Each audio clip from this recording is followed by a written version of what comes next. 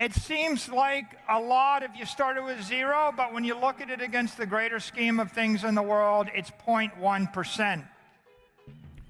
Here's another way to see that same chart. It's not 900 trillion of assets. It's a bunch of assets held for their utility value and a bunch of assets held as a store of value, long-term capital. When I buy a house, I want to live in it. But when I buy a bunch of bonds, I just put my money there because I didn't know what else to do with the money. And when you start to see the world as a big chunk of long-term capital, $450 trillion or more of capital, and you start to think about the way we store that capital, you see the engine for the revolution. The global economy struggles because we're relying upon imperfect assets and imperfect systems to store that capital. It's crippling our capital preservation. So how do we engineer a better system? Well, this is Tesla, and Tesla had a quote. He said, "You want to understand the universe? Think in terms of energy, frequency, and vibration." I'm going to translate that. I'm going to talk about the physics of money now. What are the physics of money? Energy is money, or capital, or wealth. You could use them interchangeably for this speech. Frequency is about the duration or the lifespan. How long will it take? A minute, an hour, a year, a century? And we vibrate money every time we trade with each other, or we transfer from one locale to another, or we transform a property into another type of asset. And so here is an important equation. This is useful life is equal to the value of an asset divided by the cost to maintain that asset. If you're looking for the useful life of your money in an asset, then the way to figure it out is ask, how much does it cost every year to maintain that asset in pristine condition? What do I have to spend in order to avoid depreciation or decay? It turns out that that useful life, is very close to something we know in the Bitcoin community as stock to flow. They're very related if you're measuring them in years. Many individuals and most corporations, they use financial assets to preserve capital. And this is the source of a challenge for us. Let's talk about financial assets. I want to keep my money for a long period of time. Start with $1 billion, put it in the peso, and the money is decaying in 2 years, right? A 98% inflation rate strips you of your economic energy or your capital. This is not a good long-duration asset. The Turkish lira, your capital lasts 3 years. The US dollar, under traditional monetary inflation for the past century, might last 14 years, but it's not like you have it for 14 years.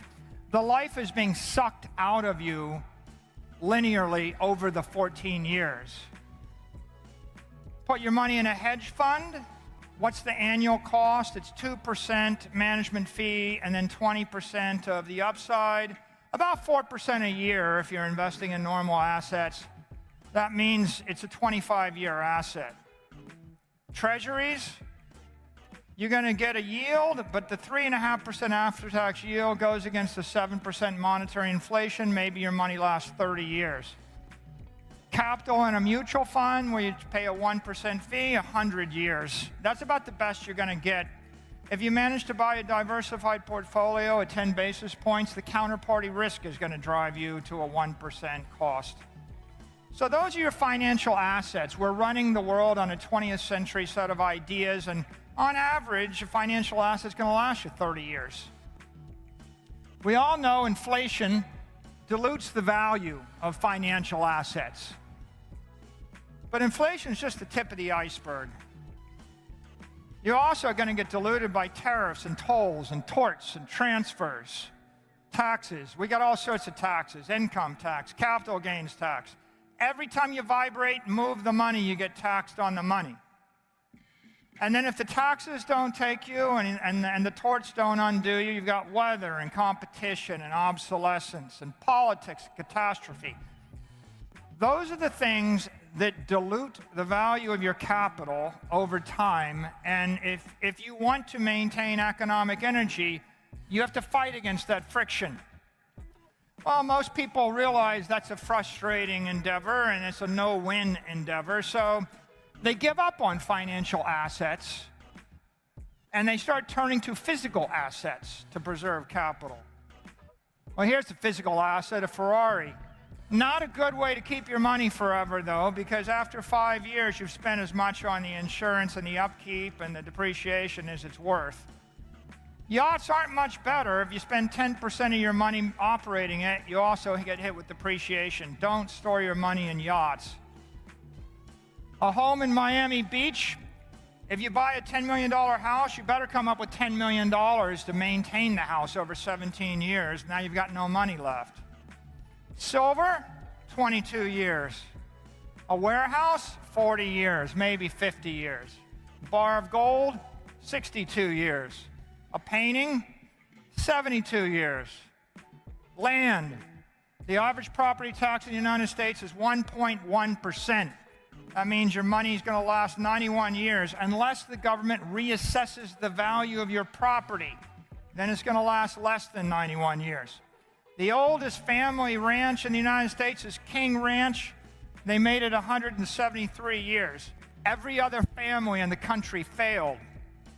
And here's the longest held property, the Crown Estate in the United Kingdom. You could say the royal family held it since 1066, but on the other hand, it passed from the Plantagenets to the Stuarts through the Lancasters and the Yorks and eventually found its way to the Hanover family. And so maybe 7 different families split that. None of them got to take it with them. So physical assets you might think might last 1,000 years. Probably about 50 to 75 years is the best you're going to do. Entropy is diluting the value of your physical assets. It's sucking the capital, the energy out of them. There's a reason it's called earth and not heaven. Because politicians are very creative. They got a city tax, a county tax, a state tax, a federal tax, a transfer tax, a usage tax on the property. And if that doesn't get you, there's rent control, price control, or a culture shock. Then you got competition. You might get discriminated against. There's recession. The currency can collapse. Your tenants won't pay you. Someone will slip and fall on the front sidewalk and sue you. There's weather, war, crime, and catastrophe. And if energy prices go through the roof, it's going to be hard for you to make a go of it. Physical capital is not a simple solution. Something I learned at MIT. The 3 laws of thermodynamics. You can't win. You can't break even. But you can't get out of the game. So you could stop right here and be a little bit depressed. But then again, we don't want to lose. So you start thinking, what if we could find a way out of the game? Then we could break even.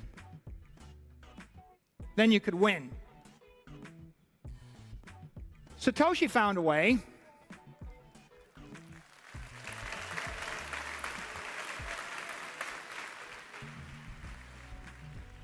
He gave it away.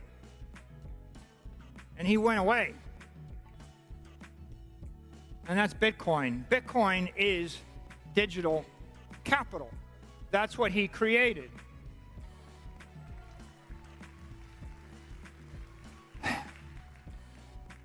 Bitcoin's immortal, immutable, and immaterial capital. And I use that in this sense. It's got an infinite lifespan. It's not being attacked by the forces of weather and entropy and inflation. It's immaterial in the sense that it's not in the physical world. It's not suffering from all of those parade of horribles that are the scourge of financial and physical assets. and it is the solution to our economic dilemma. The transformation of our capital from financial and physical assets to digital assets, it solves the problem that we're all facing. Now, how long-lived is Bitcoin? Well, take your Bitcoin and put it at scale with a custodian, an institutional-grade custodian. You pay 10 basis points. By the first law of money, that means you're going to last 1,000 years. The custodian might not last 1,000 years, but that doesn't matter because you can move the Bitcoin every year or every decade, and you can stay one step ahead of the custodians failing. You can't teleport a building. You can't teleport the King Ranch, and so Bitcoin is that thing that you can move. Say you custody your Bitcoin. You can self-custody your Bitcoin for about 1 basis point a year, assuming you buy good hardware wallets and signing devices and spend a day a year to keep track of it. Now you've got a 10,000-year asset. And what happens if you give it to the AI? Well, an AI or a computer program can maintain those private keys for the cost of electricity. You've got a 100,000-year asset. The AIs are going to want the Bitcoin. If they have a choice between owning the Bitcoin and owning the ranch in Texas or owning the bar of gold or owning the Argentine peso, it's pretty obvious what they're going to want, and you can see here why they're going to want it. Digital assets are in a class all their own. When you compare them to all the other assets that you can use for capital preservation, you can see they're off the scale. Everything else is living in the domain of 30, 40, 50 years, and you're in the domain of 1,000 to 100,000 years. It's a breakthrough in capital preservation, but it makes it a revolution in economics. If you would be rich, trade wisely. And here's a very simple principle. Trade temporary for permanent. Trade your ice cream cone that's melting for the peso for the dollar for the land, and the land for the Bitcoin. Trade the currency for capital. Trade something fragile for something resilient. Trade something local for something global. Trade something physical for something digital. Trade the security for the commodity. Trade the commodity for the scarcity. You can't go wrong moving in that direction. So let's talk about some great trades in history, some trillion-dollar trades.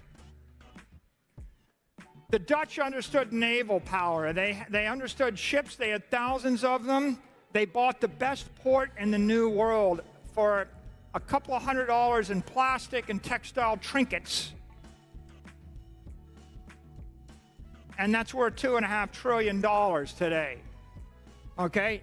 It was an investment that's returned 6% for 398 years straight. It's a 10.5 billion X return. And if you think about it, you're like, why would I actually give up the best port in America for a bunch of textiles and plastic and glass? But the people that sold the thing to them didn't understand naval power. If you don't appreciate the reason you're going to want the property, you won't value the property. Napoleon wanted to gallivant across the old world, and Jefferson wanted to expand in the new world. So France sells Louisiana to the U.S. for $15 million in 1803. The $15 million probably lasted a few months fueling the French army. It's gone. Jefferson got that. He got 27% of the United States. It's an 800,000x return. Worth 12 trillion or more. It'll be worth more. Jefferson had some vision, as did this man. Seward pays $7 million for Alaska 2 years after the country's decimated by the Civil War. John D. Rockefeller was trying to start an oil company. Today, there's $1 trillion of oil underneath Alaska. It's a massive return for a piece of paper. How much is digital capital worth? Take the $450 trillion, multiply by 3%. That's your entropy cost or your inflation cost. It costs the world $13.5 billion a year to take all of those parade of horribles when they're trying to preserve their wealth. If you put a 20 P to E on it, like you'd value a company or a long duration bond, that's worth $270 trillion. So digital capital is worth 10, 20, 15 trillion a year, and it's worth hundreds of trillions of dollars. Reality check. Is he full of BS? Well, digital capital is returning 55% for the past 4 years. Financial capital, the best in the world, is the bond. It's minus 5%. Imagine capitalizing your company or your country on a minus 5% instead of a plus 55%. It's obviously working. And now let's come back to my chart here. Global wealth, we can look at it like this, and we see the little Bitcoin, square in the left corner. But what's happening? Here's my macro Bitcoin forecast. It's 21 years. Goes out to the year 2045. What do I think will happen? Well, I've got a bear case and a bull case, but what I think will happen is that 55% ARR goes to 50%, 45, 40, 35, 30, 25, 20. It's between 50 and 20. It'll gradually decelerate till it's growing about twice as fast as the S&P index. And at that rate, Bitcoin's $13 million a coin in the year 2045. 13 million. It could be a 3 million bear case. It could be a 49 million bull case. But what is Bitcoin? 7% of the world's assets then. What about the rest of the assets? Well, I actually think that AIs and technology are going to revolutionize tech. We had no companies worth $1 trillion, then we had a bunch of $1 trillion companies. You're going to see more because you're going to see companies with 100,000 AIs and no employees, and they're going to do the work of companies that used to have 100,000 employees. You're going to see mega corps develop, shipping robots and self-driving cars, and a company that gives a personal physician to 1 billion people without any doctors on the payroll. So clearly, equity is going to grow fast. Gold's going to get demonetized. Land will be less monetized. But look, here's the future in 2045. Doesn't look that revolutionary. It looks like today. It's just that Bitcoin is visible on the chart to you. When Bitcoin is visible, that's going to be the base case. Now, what are the implications of this? How do you make money? Well, let's talk about individual Bitcoin strategy. What should you do? Make Bitcoin your primary treasury asset. Convert your excess earnings to Bitcoin. Utilize subsidized credit. If the government will loan you money, borrow the money at cheap rates and buy Bitcoin, and find a tax-efficient way to invest the Bitcoin. What shouldn't you do? Don't quit your day job. Don't lose your focus on Bitcoin. Don't use margin loans and trade with leverage. You get wiped out while you're asleep on a Saturday night. That's not good. Good, 30-year loan for 3% backed by the government on your land. Bad, overnight 10x leverage. So what's typical person? Well, we actually model an individual, and we said, what if you had 750,000 in net assets, and you made 200 grand a year, and you're going to make 5% more every year, and you got a savings rate of 25%, and you can invest 50,000 a year. Well, there's a lot of strategies. You could be the normie and do a normal strategy, diversified portfolio. You can be a 10%er, and you can put 10% of your assets into Bitcoin. You can be a BTC maxi and put 80% of your assets and put 80% of your earnings into Bitcoin.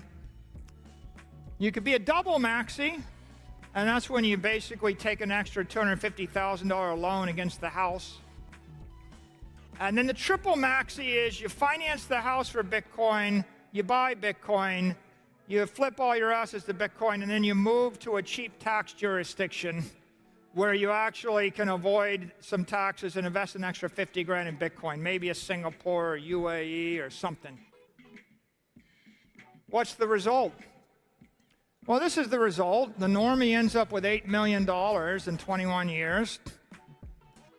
The 10%er will more than double that. The maxi ends up with 100 million. The double maxi 150, the triple maxi 214 million. You can see the power of leverage, and the choice is yours. And you can also see, you know, it takes 15.9 Bitcoin to be a triple maxi. You know, 6.25 Bitcoin will make you a wealthy person. Let's talk about corporations. Dues. Convert your capital to BTC. Convert your cash flows to BTC. Issue equity to buy BTC when it's accretive. Issue debt to buy BTC when it's accretive. Don'ts. Don't bleed your capital with taxable dividends. Don't surrender your capital with stock buybacks. Don't dilute your shareholders with risky, overpriced M&A activity. Here's our typical corporation. $100 million of cash flow, $1 billion of enterprise value. It's growing. It's generating a lot of cash flow. Its share price is $100. And now the issue is, what's your strategy? Normie, maxi, double maxi, triple maxi. Well, the normie's going to be okay. You'll have a $1,200 stock price, but just 10% allocation doubles it. The maxi is going to nearly 8x it. The double maxi is $17,000 stock. The triple maxi is $28,000. What kind of company do you want to run? Reality check. This is a triple maxi strategy at work right now. This is MicroStrategy.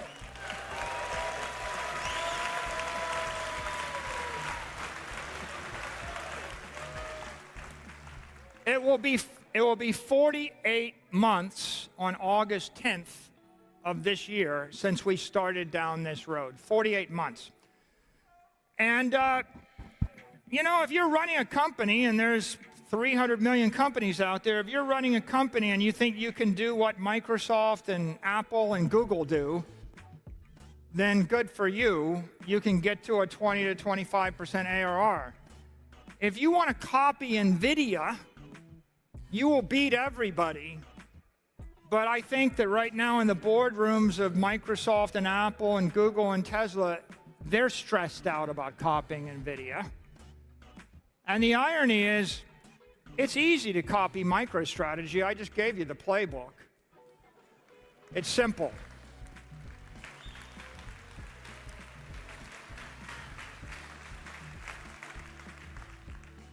This is how it compounds over 4 years, right? 4 years of doing that gets you to a 1,300% improvement.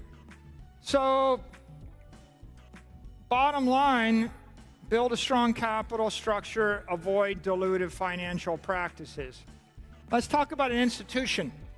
You got a church, a charity, an endowment of Harvard, you know, any nonprofit. What should you do? Modify your charter to invest in BTC. Reallocate from short-term duration assets to long-duration assets. You know, you wouldn't invest in ice cream cones. Don't invest in the peso, but why are you holding 20-year financial instruments? Don't own 50-year physical land instruments. Buy a 1,000-year instrument. Use BTC. BTC is the cost of capital, not the S&P. The S&P is 13%. BTC is 55%. Right? Think of 55%. That's your cost of capital. And then use intelligent leverage. Okay, here's our model, $1 billion portfolio. You want to be a normie, a maxi, a triple maxi. Here, at the maxi, we just said put 100% in at the double maxi, and triple maxi is take 10% leverage. And that's what happens. You start with $1 billion, and in 21 years, you'll have $5 billion of your normie, and you'll be patting yourself on the back, talking about what a good job you've done managing the endowment. But it could have been 300 billion. It could have been 100x. Not that hard, very straightforward. Now let's talk about wealth of nations. This is the interesting one. What's the national Bitcoin strategy? Do's and don'ts. Well, reallocate your treasury from gold and bonds, they're short duration assets, to a 10,000-year asset. Issue currency to buy Bitcoin, issue debt to buy the Bitcoin, encourage Bitcoin ownership with favorable laws, protect self-custody for individuals and corporations, and support integration with the banking system of your country. Those are all do's. The don't pursue policies hostile to Bitcoin and Bitcoin holders.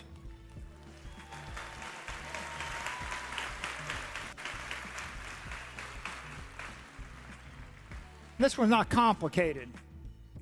Now let's say you're an indebted country. You're actually in debt. You're running a deficit. I could name these countries, but I won't.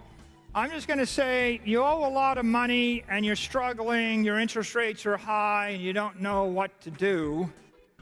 Well, here's your strategies. Are you a normie or a 10%er or a maxi, double maxi, or triple maxi? The maxi is you put a third of your treasury into this. A double maxi is 65%. And a triple maxi is put all your treasury into it and start issuing debt. For those of you who can actually read, right, the subtext of this is the first country to buy Bitcoin by issuing its own currency wins. This is simple. You print paper. Remember that Seward check? You issue the check. You'd be like, well, you know, you could whine, oh, we couldn't afford it. You know, it was 2 years after the Civil War. The country was bankrupt. Millions of people are dead. The South is in disrepair. The North is angry. And this guy, Seward, comes up with an idea to buy frozen tundra, a lot of it, from a bunch of Russians that wanted the paper. Okay? So people have done things under worse situations. But you can see here the normie strategy is you owe $3 trillion. You're not getting anywhere. The maxi strategy pays off your debt. The double maxi strategy makes you rich. The triple maxi strategy makes you very rich. Why? Because you're buying the property that everybody is running to in 100 years, and you just go buy it now. Like, Standard Oil was nothing. There was no gasoline. There were no automobiles. We had no diesel locomotives in 1867. We invented all that stuff. But common sense says, oh, I can buy something that's equal to about 1/5 of the size of the nation for a few dollars. Why don't I just grab it? Bitcoin strategy for wealthy foreign countries. Let's say you have a lot of money. You know, maybe you're Saudi Arabia or Norway, and you make a lot of money. Well, what's your strategy? You want to be a normie, a maxi, a double maxi? A maxi puts 25% of their money into Bitcoin. A triple maxi goes 75% and converts their surpluses into Bitcoin. Here's what happens. You just get insanely rich. $58 trillion of rich. But, you know, more than that, this strengthens your national security because you end up with $50 trillion or more of digital capital nobody can take. You know, they can't steal it, right? They bomb your country, they invade your border, they're not getting the Bitcoin, right? So this is good for your financial security and your national security. But note, if you are Saudi Arabia or Norway, and if you pursue the triple maxi strategy, Saylor says it's very easy to do, but it's 4.2 million Bitcoin you end up with at the end of that line.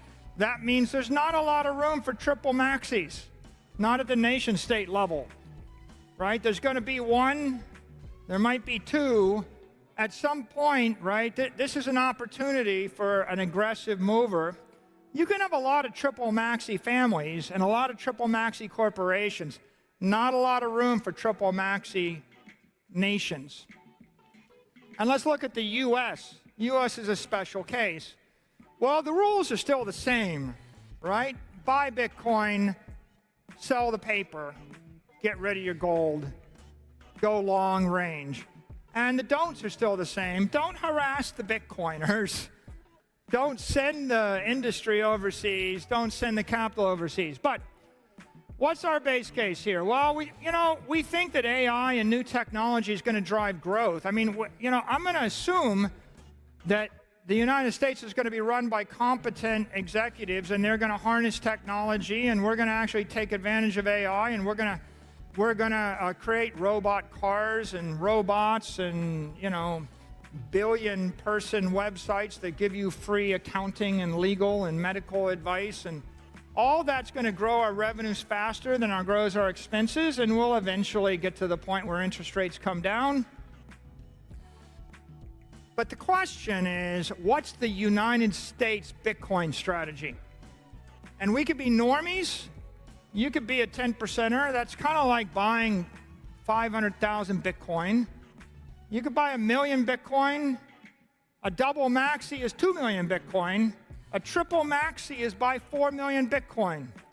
And then start sweeping the surplus of the nation when it comes into Bitcoin. And the consequences?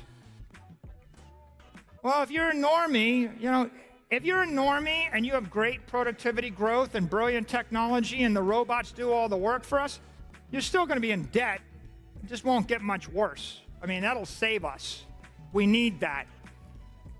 If you're a maxi, you'll pay off half the debt.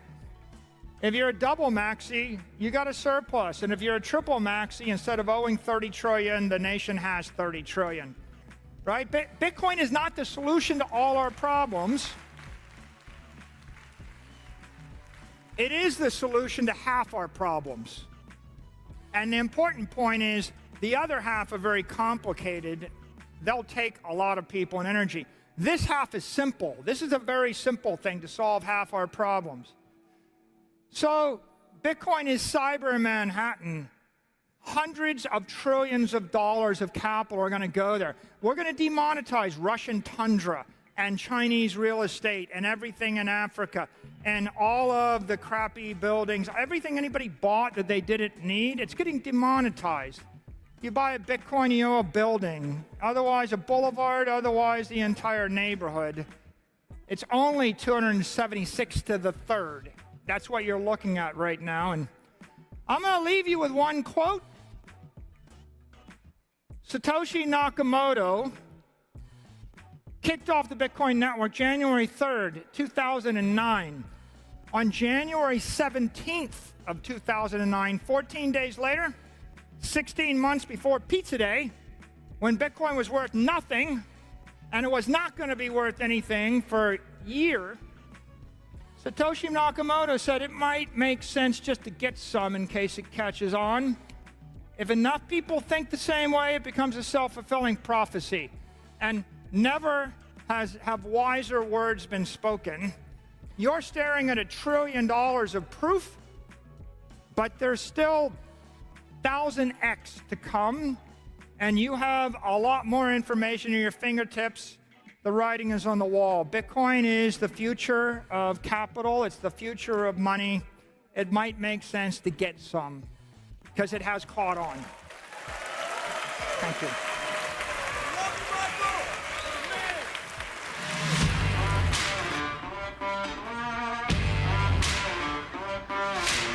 Won't matter much, although we think it really will matter. And I'm just going to start off by talking about the convergence between and among technologies that are evolving today and creating massive growth opportunities. I'm just going to illustrate with one stock. We're known for one stock that is a massive convergence opportunity. Many people analyze Tesla as an auto company, and yet we believe at ARC that it is actually the convergence among robotics, so autonomous taxi networks, robots, are going to be a very big part of the equation. Energy storage, they will be electric, and artificial intelligence, creating explosive growth opportunities. So the reason for that is each one of these technologies is following an S-curve, and when you have them converging, they're going to start feeding one another and creating incredible growth opportunities. And I think what we're here to do today is to talk about convergence involving Bitcoin.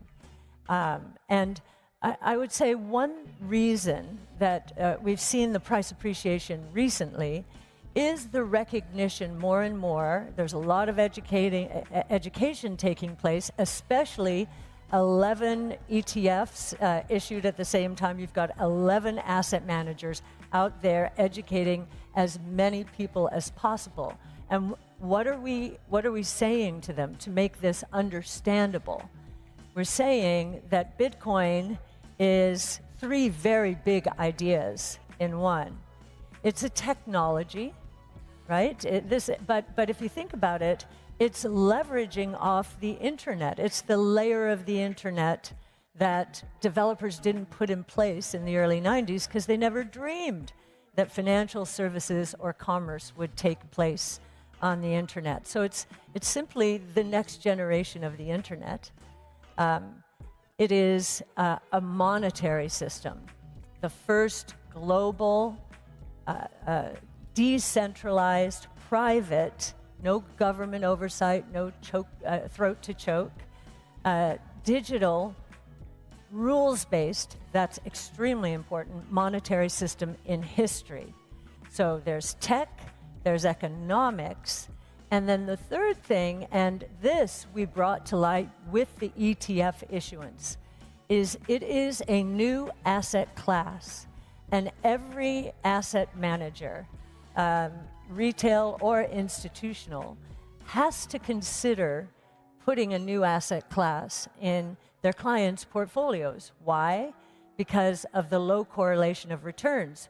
What that means, you slot some Bitcoin in, and your return per unit of risk goes up. And every institution knows that, and so they have a responsibility to understand what Bitcoin is and what kind of investment opportunity it will represent for their clients. So I think that ETF issuance has really helped cement the story and is beginning to generate deeper understanding more broadly in the investment world.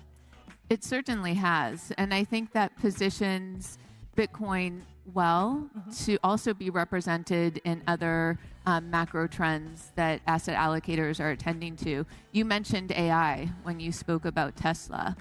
And one of the things that we're hearing from asset allocators is that they're interested in investing in AI and LLM infrastructure.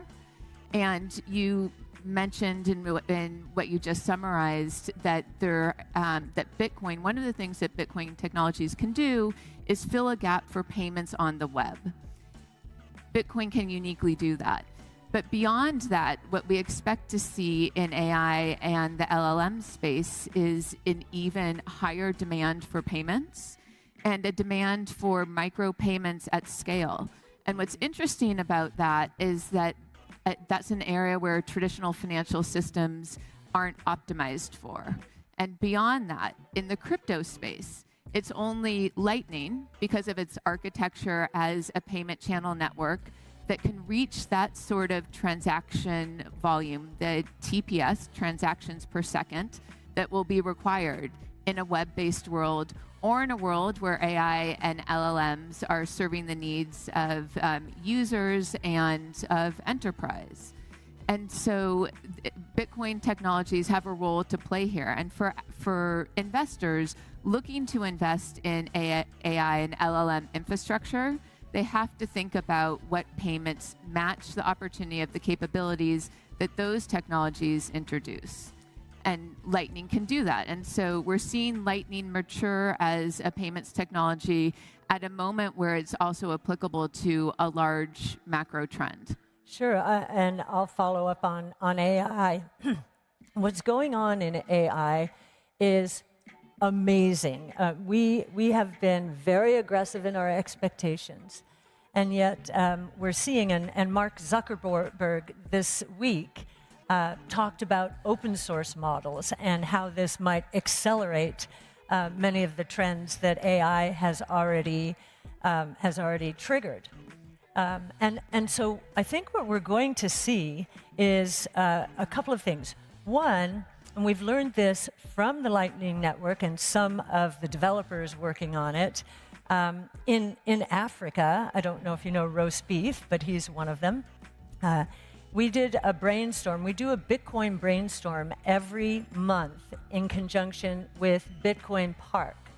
And he was on one of the first of them. So look that up. It's every time I am with the developers or the miners or some part of the Bitcoin ecosystem, my confidence in what is about to happen here increases. Well, Roast Beef, at one of the first two of those brainstorms, sitting in Africa, was saying, this is transforming lives in Africa. It is going to redefine the division of labor. We think we understand the gig economy. Think micro gig economy and think global labor force and piecemealing out these tasks. So he says this is transforming people's lives in Africa. And so I think the payments part of this is critical. Yes. And I also think the second part, so division of labor and paying for those micro giga jobs, yes, is one example. And then there's the machine to machine. Basically, it's called agentic AI. I will basically direct an LLM to create a marketing program for me and my new company, including a website, a marketing program, articles, promotional materials, and so forth. And the agentic AI will do that from beginning to end when we finally get there. And we're getting there faster than I thought we were going to get there. So how does this happen? How do we pay all of the various entities involved? Lightning Network, Bitcoin, payments ecosystem. Great. So let's drill down there for a second on the technologies that will underlie this payments opportunity. You mentioned two of Stillmark's portfolio companies in what you just said. So Roast Beef Lalu is CTO of Lightning Labs. Lightning Labs, of course, just announced this week the introduction of a new protocol, Taproot Assets, which brings stablecoins, digital dollars to Lightning Network to have them transact free in a dependable way and instantly in a peer-to-peer manner. You also talked about LLM-driven agents or LLM-supported agents and their future need to be able to transact both with one another, to purchase resources for themselves, like access to another model or to a data pool, but also to engage with an audience. Yes. Or a person on the other end. And Lightning Network can facilitate those agents having a wallet. One of our portfolio companies, Vita, is doing exactly that. It's entrepreneurs from the telecom space that recognize the convergence of what's happening in AI, what's happening in Bitcoin, and the opportunity in the telecom sphere. But drilling down for a second on the technology and why it's suitable for an opportunity of this scale, let's talk about the unique architecture of Bitcoin's Lightning Network. So Bitcoin's Lightning Network is a payment channel network, and what that means is that it's a hub and spoke model. So it doesn't, and there's two special things about this hub and spoke model that differentiate it in terms of scalability from other crypto L2 payment solutions. First is that transactions that are happening on the Lightning Network don't need to be committed back to the main chain, the underlying Bitcoin protocol.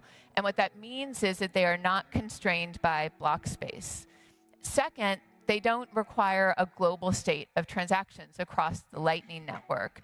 And that also means that they're able to achieve incredible transaction scale. Now, that's different from other L2 solutions in an important way, in that other L2 payment solutions like ZK rollups do require block space and a global state. And so they can't reach the same sort of transaction volume that Lightning Network can. Now, what was the trade-off? The trade-off, of course, is in the bootstrapping phase that a payment channel network has to go through. So in order for a payment channel network to reach sort of a critical mass, you need to have individuals, hobbyists, dedicated Bitcoiners, to invest their time in running and managing a node, to invest their capital in providing liquidity to the network. And so that's why across the crypto sphere, you see one Lightning Network, although there's dozens or more other L2 payment solutions, including ZK rollups. Now, of course, in addition to Lightning earning this sort of unconstrained scale by taking this hub and spoke approach, it also has created a competitive moat, one Lightning Network across the cryptosphere. And we've seen other payment channel networks like Raiden in the Ethereum space fail because they weren't able to reach that critical point of scale. Now, with this throughput, we have a partner that can be a reliable partner for AI and LLM needs, whether that be for individuals or businesses to pay for access to the models themselves, or whether it be for those models to be in service to businesses and to individual users. You can actually get to a, for example, pay per API call level of discrete monetization. Yeah, I guess the only other thing I'll add, Elise, is that the L402 protocol is critical to this ecosystem because it involves authentication, verification in this payments mechanism.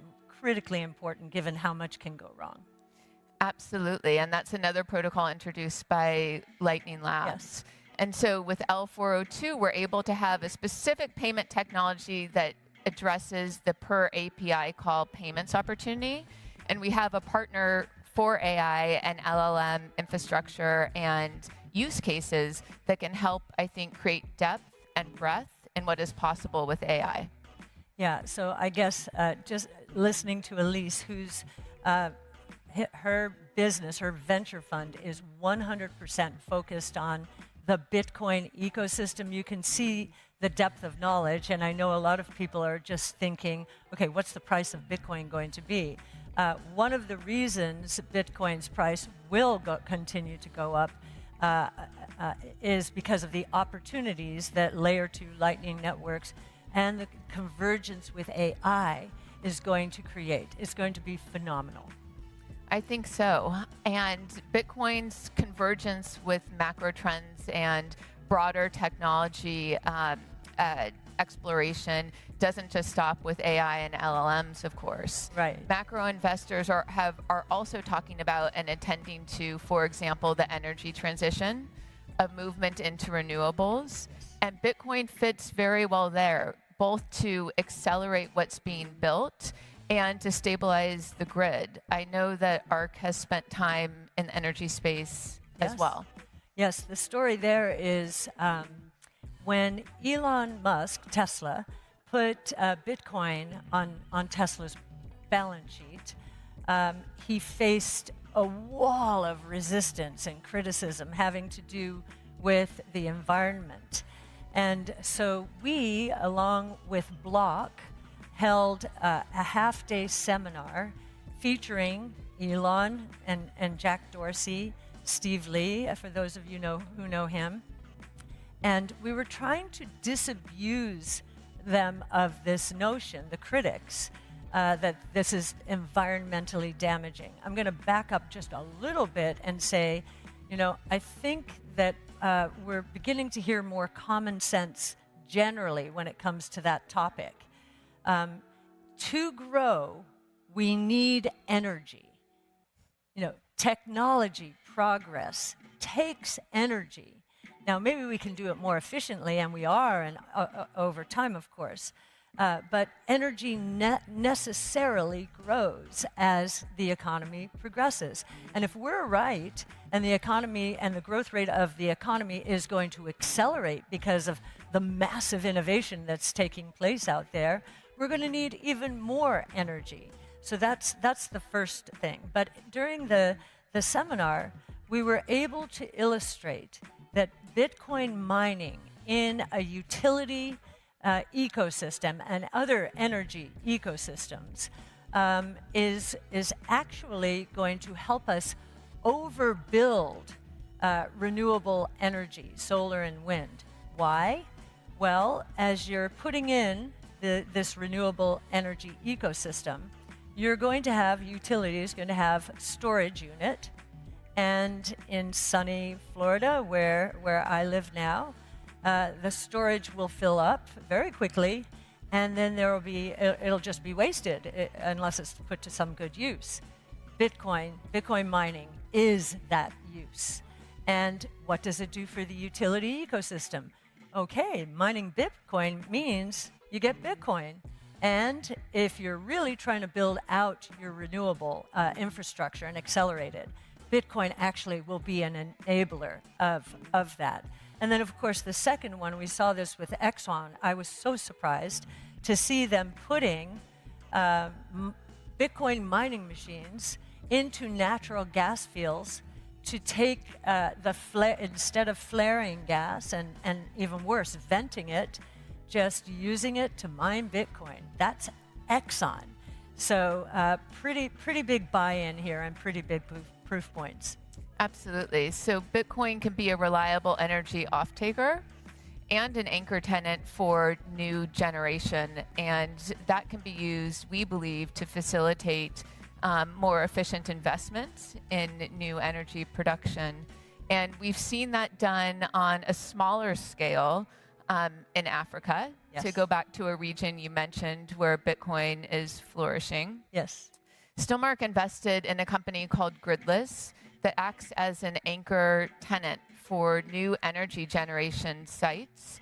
And what we've seen there is that investors will have a more reliable way to predict their return on investment, and they can stabilize expected cash flows from their investment in new generation. That has the function of driving further development of energy supply. Now, Bitcoin can do the same in the US, and you referenced a need for smart regulation and for a public-private partnership, in a sense, between what's happening on the innovation side, on the technology side, and the way that it is governed or encouraged. How is ARC thinking about that, I wonder? In terms of government involvement in encouraging the ecosystem? Sure. What can drive a healthy energy transition? What's necessary, or what has been done? Oh, I see. And we're still on energy. We're going to switch to government next as we progress. But what can be done in the energy? So it's interesting in being in Tennessee here and around Bitcoin Park, and the energy topic has come up quite a bit. I think accelerating nuclear is going to be a very important part, and I'm very happy to hear and learn of the advancements. Certainly TVA here in Tennessee is very important, but in order to satisfy our energy needs, nuclear has got to be a bigger part of the equation. So I certainly think getting the government behind that, or should I say, getting the government out of it in terms of all of the regulations. What has strangled nuclear since the 70s is incredible regulation, and it has destroyed the learning curve that nuclear was on. If it had not been derailed by regulation, we would be at a much lower cost. It is the cleanest form of energy as well. So I think that is going to be one of the biggest, most important ways for the government to help us generate the energy supply that we need for the economic growth that we expect. Yes. And to allow for Bitcoin mining's participation in a healthy energy ecosystem. Absolutely. Of course. So Bitcoin is good at not just being a reliable off-taker in the presence of new energy generation, but also responding to the peaks and troughs of renewable energy. And we've heard a bit about that today from this stage already. But one of the things that's notable about Bitcoin mining as an energy off-taker is that it can be much more price responsive than other off-takers. And what that means is that Bitcoin mining doesn't contribute to new peaks. And when you have a peak, a peak demand on the grid, that creates reliability issues. And reliability is a primary concern of stakeholders in the energy space. Sure. So Bitcoin as a partner provides sort of some resiliency. Absolutely. Data centers today generally need 100% uptime. And so if there is a part of that ecosystem that doesn't need that, actually, that energy at peak times, can step aside, and we heard a lot about that at this conference. Then, I'm sorry, I lost my thought. Well, so what we're flexibility. What we're saying is that Bitcoin mining is unique as a partner to new energy generation and to the energy transition because of its flexibility. Yes, absolutely. Because it can be present in times of low prices when demand is low relative to energy supply, and it can back off and still be productive, but back off in times of peak prices where demand outstrips supply, and that's quite unique. Yes, absolutely. There's one other thing that Bitcoin can do here in the energy space, and that is that supply and demand have to match in real time. Yes. But what doesn't work in real time yet are payments. That's and right. so we're seeing payments for energy happen over days or weeks or longer, and that necessitates the existence of credit in the system. Absolutely. And Bitcoin payments, Lightning Network, because it can work in real time and settle in real time, can remove the need for credit in the system and free up working capital, in fact, to continue investing in new energy development. So there's a significant role for Bitcoin to play in a number of ways on this trend. Absolutely. The taking out the counterparty risk associated with credit is going to streamline our economy incredibly. And it is the entire economy. It's not just the energy sector, of course. We are going to be taking out the middlemen, and most of you probably know this already, but as we start in this campaign election season, helping the average consumer understand what is in this for me, or what is this, this idea that there's a tax in the system just because of the risks associated with credit, the counterparty risks and other risks. And the tax, we know this from our credit cards, for example, is anywhere from 2 to 5%, and that's consistent across. That's a huge tax on the economy. Think about that as a nice tax cut awaiting us. So I think we're trying, as an educator in the community, we're trying to help people understand. Sure, this is important in energy, but it's important for the entire global economy. Yes, Lightning solves the credit problem for sure. Yes. Perhaps we should switch quickly to regulation. Yes. And what we would like to see or hope to see from regulators going forward to drive innovation in the space and keep the U.S. competitive from an innovation and technology perspective for Bitcoin? Sure. I have been so impressed by really the evolution here and how quickly and up to speed our legislators are. And I think we've seen a few things that, that are extremely positive, and I'll just mention former President Trump accepting campaign donations in Bitcoin. That caught a lot of attention. We're again trying to educate everyone out here, but his statement that he would fight to preserve the right for self-custody, that's critical. And so I'm hearing Yes.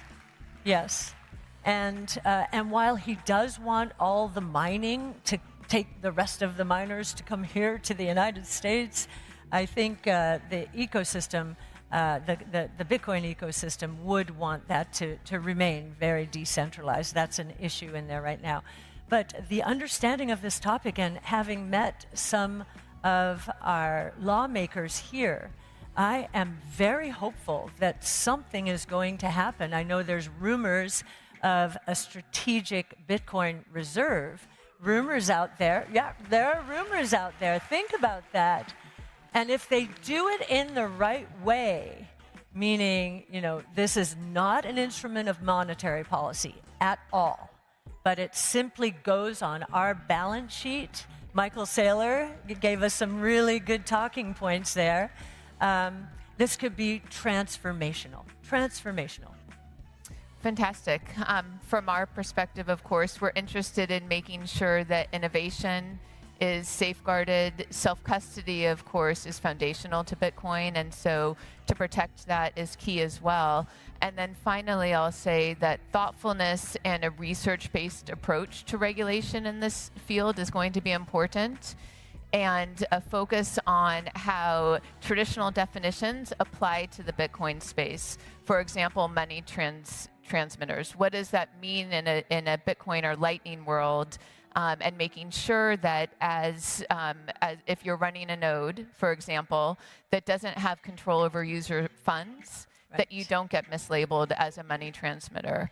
And that thoughtful regulation applied to the space can maintain a leadership for Bitcoin in the US, both from an innovation perspective and from an infrastructure perspective as well. Yeah, well, I'm really excited. I'm really excited for tomorrow. We're going to have a very interesting speaker on that topic, President Trump. I think, and I'm not going to make the introduction, but I think you're going to hear from Senator Lummis from Wyoming, and just listen carefully to what she is saying. Again, you'll see the depth of knowledge and understanding, and the passion, and why I have met her a few times. Why is there this passion? It's so American. It's freedom, right? It's freedom. So, and what's interesting about that, one of our analysts, David Puel, he's a very well-known on-chain Bitcoin analytics expert, has developed some of the metrics out there. He said recently that he thinks that this is the biggest revolution since the Bill of Rights. So and he's from Mexico. He said this is so American, and I think that is what is going to carry us all the way in terms of the political landscape out there. Wonderful. Well, thank you so much. Thank you, It's a pleasure Lise. to have this discussion with you. Thank you. Thank you so much. Thank you. Bye-bye. Bye-bye.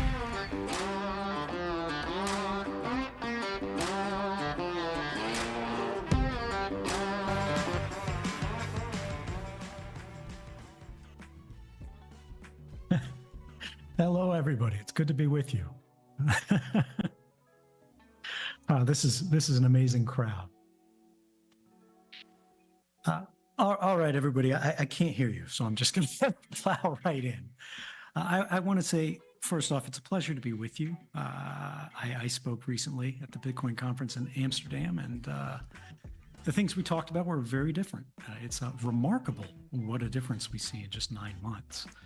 The last time the topic was really about how the game is rigged, but we can't leave. And in fact, it feels like it's too good to leave. We put up with the abuse. We know they're breaking the rules, not because we love it, but because we haven't ever had an alternative. And what's amazing is that we're starting to make our own. One of the core things that came up 9 months ago was Gary Gensler, Gary Gensler, Gary Gensler. Everybody was hanging on his words. And I had to remind everybody that Gary Gensler is not Daddy Bitcoin. And now it's much easier to make that argument because we see that, in fact, Bitcoin is Daddy Gensler. We are winning, ladies and gentlemen. But we haven't won. And so we have to make sure that we don't get cocky. And I think, unfortunately, that's about the end of the fun part of this talk. But I think this year, plenty of people will be talking about the happy stuff. So you won't need me for that. I noticed that we have a lot more political representation this year, which is a wonderful, remarkable thing. We've reached the fight, the stage of the fight where, they go, oh, then they fight us. But it's actually, then they try to get us to love them. And what I want to say on that briefly, because I don't want to make this talk about all the politics there, is cast a vote, but don't join a cult. They are not our tribe. They are not your personality. They have their own interests, their own values, their own things they're chasing. Try to get what you need from them, but don't give yourself to them, even if you have to vote for them. Instead, what I want to do is set this frame a little different for this conversation. I want you to reflect on where we are, how we got here, and where we're headed. There's a passage from a book that I think for this crowd really resonates. It says, for in every country of the world, I believe, the avarice and injustice of princes and sovereign states, abusing the confidence of their subjects, have by degrees diminished the real quantity of metal value which had been originally contained in their coins. Adam Smith, Wealth of Nations, written in the year 1776. We're not playing games with metals anymore. But if you look around, you can see that the problems from that kind of thinking are springing up everywhere. They're reaching us, they're choking us. And you see this in the internet as well. What is it that's wrong with the internet? The thing that's wrong with the internet is what's wrong with the world, because more and more they're one and the same. A system has been constructed around us, not just through administrations, but through generations, that is fundamentally unfair. What do I mean by that? Look at the economy, right? There's an increasing concentration of resources into fewer and fewer hands. So it is now even with the human voice. Winner take all is the model that's apparent on platforms as far as the eye can see. Whether you're talking about broadcast media, whether you're talking about legacy media, whether you're talking about newspapers, whether you're talking about social media, minority opinions are increasingly made to survive at the indulgence of the censored. They're clinging to the edge of the platform by their fingernails. You see truckers in Canada that are getting debanked, and you see students at Columbia are getting de-hired for the things that they express. Now, we don't have to agree with them. We shouldn't necessarily agree with them, but they should have the ability to argue. They should have the ability to persuade. They should have the ability to dissent. They should have the ability, frankly, to disrupt. That's the thing that makes us progress, right, is the disagreement.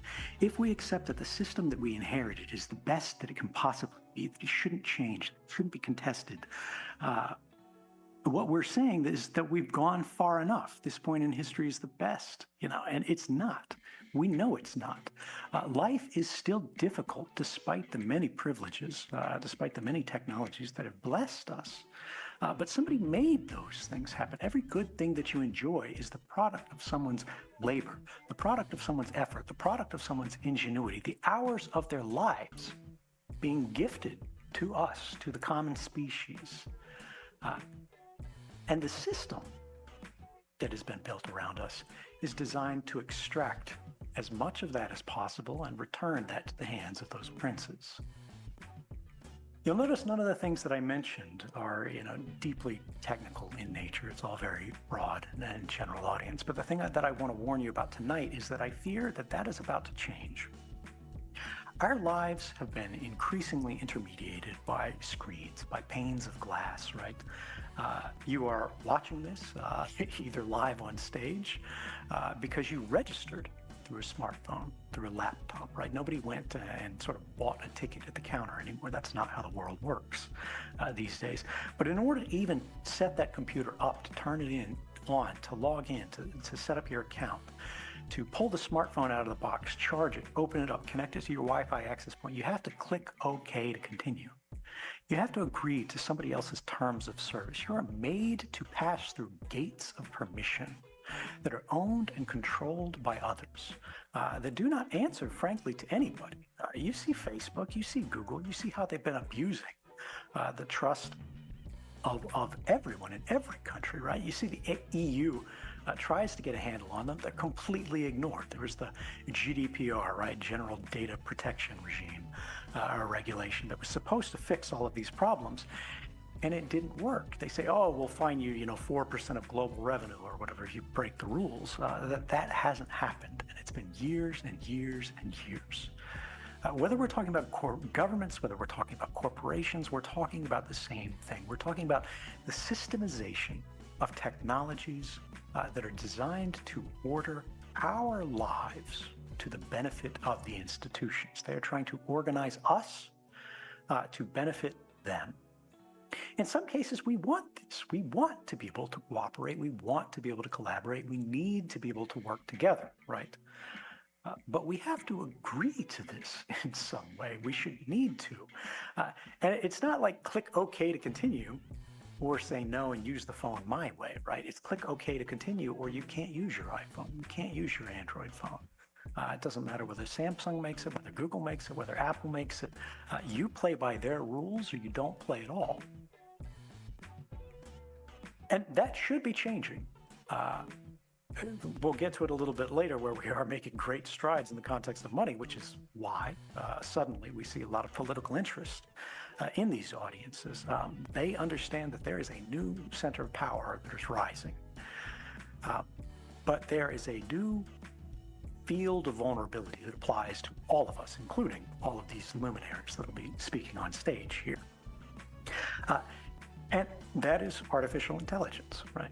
I am not one of the guys that goes on the internet and is like, oh, AI safety, the robots are going to kill us, you need to worry about this. I say, in fact, I want all of them to dump all of these models out on the internet where we can all use these. OpenAI, which is not open at all and is a very closed model company that wants to benefit themselves at your expense. They want to train on your data, but benefit themselves. And they don't want you to have access under the covers. They don't want you to be able to pull down the models, distill it, get one you can run at home, put it on your phone, do whatever you want with it. They want you to have to go back to their watering hole, pay them rents, and to access all of this only through their ways, even if you did have the ability, technologically, hardware-wise, to run this at home. The good news is it is becoming easier and easier to get this stuff in public hands, to run this on home machines. And I'm not just speaking rhetoric here. I've spent the last year using these models myself at home. You can do this too. Open source models, whether we're talking about diffusion models for generative imaging, right? Sort of what you think of like the Mid-Journey, the nice web interfaces. You can do that at home. It's 100% free as long as you've got the hardware to run it. And it's getting easier and easier to do this. Whether we're talking about large language models, Facebook, which again I've been throwing invective at for the beginning half of the talk, has actually been a force for good in this space. Not because they love you or they love us or they love me or anything like that, but because they're afraid their competitors, like OpenAI that I mentioned, are going to build a structure around them, ring fence them in a little plot that they can then tax forever. And Facebook doesn't want to end up there, right? So they go, well, what we'll do is we'll develop the tools and give them to everyone else so a monopoly can't form and be used against us. Self-interest more so than altruism, but I still applaud it, right? And I'm no fan of Mark Zuckerberg, but he's done wonderful things here. I hope he continues. I know it won't last forever, but for the moment, while it does, I'll welcome the help that we can get there. But why am I bringing this up, at a Bitcoin conference? Well, the reason why is that Bitcoin transactions are not private. All of you know this here on the general sense because it's 2024 and this is not, back in 2013 where we're saying, Bitcoin is perfectly anonymous and it's money for criminals and whatever. The only person who still believes that is Elizabeth Warren. The reality is that Bitcoin transactions are permanent, they are public, and they can be tracked and they can be linked. An enormous proportion of them are fully doxed, just not publicly doxed. And this is because how do people move in and off of sort of the Bitcoin network, any crypto chain really? And it's through the on and off ramps, right? Through these legacy exchanges that get licensed by all, whatever New York State or whatever country, whether it's in Dubai, whether it's in New York. And they are sharing the information en masse with what we politely refer to as regulators, but what are plainly described as great powers. Right? People are not really focused on sending this stuff to the government of Barbados. But if they're worried about catching an indictment from that government, they will send anything that government asks for to them, and then they'll say, is there anything else you need while we're at it? Well, there was still one saving grace, which was there were parts of that chain which were not fully identified and verified. You could have private transactions. You could send $5 for your buddy for pizza, as long as the on-chain transaction fees were low. Otherwise, you wait and save it up. But the idea here is that you could still engage in the network and presume that it would just age off eventually. It's out there, it's on the blockchain, somebody has it, maybe they'll prune it. But it's not you. It's not that everybody will know everything you did anywhere all the time forever. Because when they have your transaction history, they have your life history. They know what you read, what you buy, who you send, who you support politically, like where your donations went. All of that is available to them. They can infer your thinking. They can infer your affiliations. At the NSA, we called the kind of information that was not the details of a conversation, right? Not literally reading like your texts, but simply saying that you texted someone. And this was under their interpretation. In my interpretation, it's a violation of the Constitution, but in their interpretation, this didn't impact the Fourth Amendment at all because it's not a search, because it's not reading your messages themselves, it's simply tracking the flow of messages. We called this kind of information metadata, right? And that metadata padded out what was your pattern of life. Metadata can be plainly described as activity records. It's the same kind of thing that a private investigator would get if they just followed you around all day. They don't sit behind you at the cafe and hear everything you say because you would wonder, who is this dude following me? But they sit outside in a car on the street. They see that you go in the cafe at this time. They see that you sit at a table with this other person. They send a guy to go, who is that person? What's his license plate? Who is he? They know that you met. They get the affiliation. They see you go to work. They see you go to the store afterwards. They don't see every item that you bought, but they see where you shop. And as you pad these things out more and more, you get a more and more complete picture of an entire human life without ever having to go, oh, we need a warrant for this. What held that back? Well, cost. You needed a human analyst to go and sift through this. The metadata could be collected automatically by ingesting the world's internet communications through these machines, right? But somebody still had to put their cup in the big bucket, pull it out, and lay it out on their desk and make sense of it. Machine learning models are going to change this. In my opinion, this is already being done. We simply don't have evidence of it yet. It's going to be testing, it's going to be development. We don't know how it's being applied, when it's going to be truly operational, but it is fantasy to imagine that they're not doing this. And there is zero regulation that I am aware of in the United States to prevent this. Nobody is thinking about what these agencies are doing. And we're not just talking about the NSA here. We're not just talking about the FBI. We're talking about the IRS, right? And it's not just the United States. It's every country. You may go, oh, I love the United States government doing this. I hope they spy on me as much as possible. Well, what about China? What about Russia? What about North Korea? What about Iran? What about every little government that you don't like, that you don't agree with, right? And suddenly they can have every life of every person, every day, at every moment, on a live feed, being interpreted at machine speed. And then you start feeding that those inferences into a decision-making process.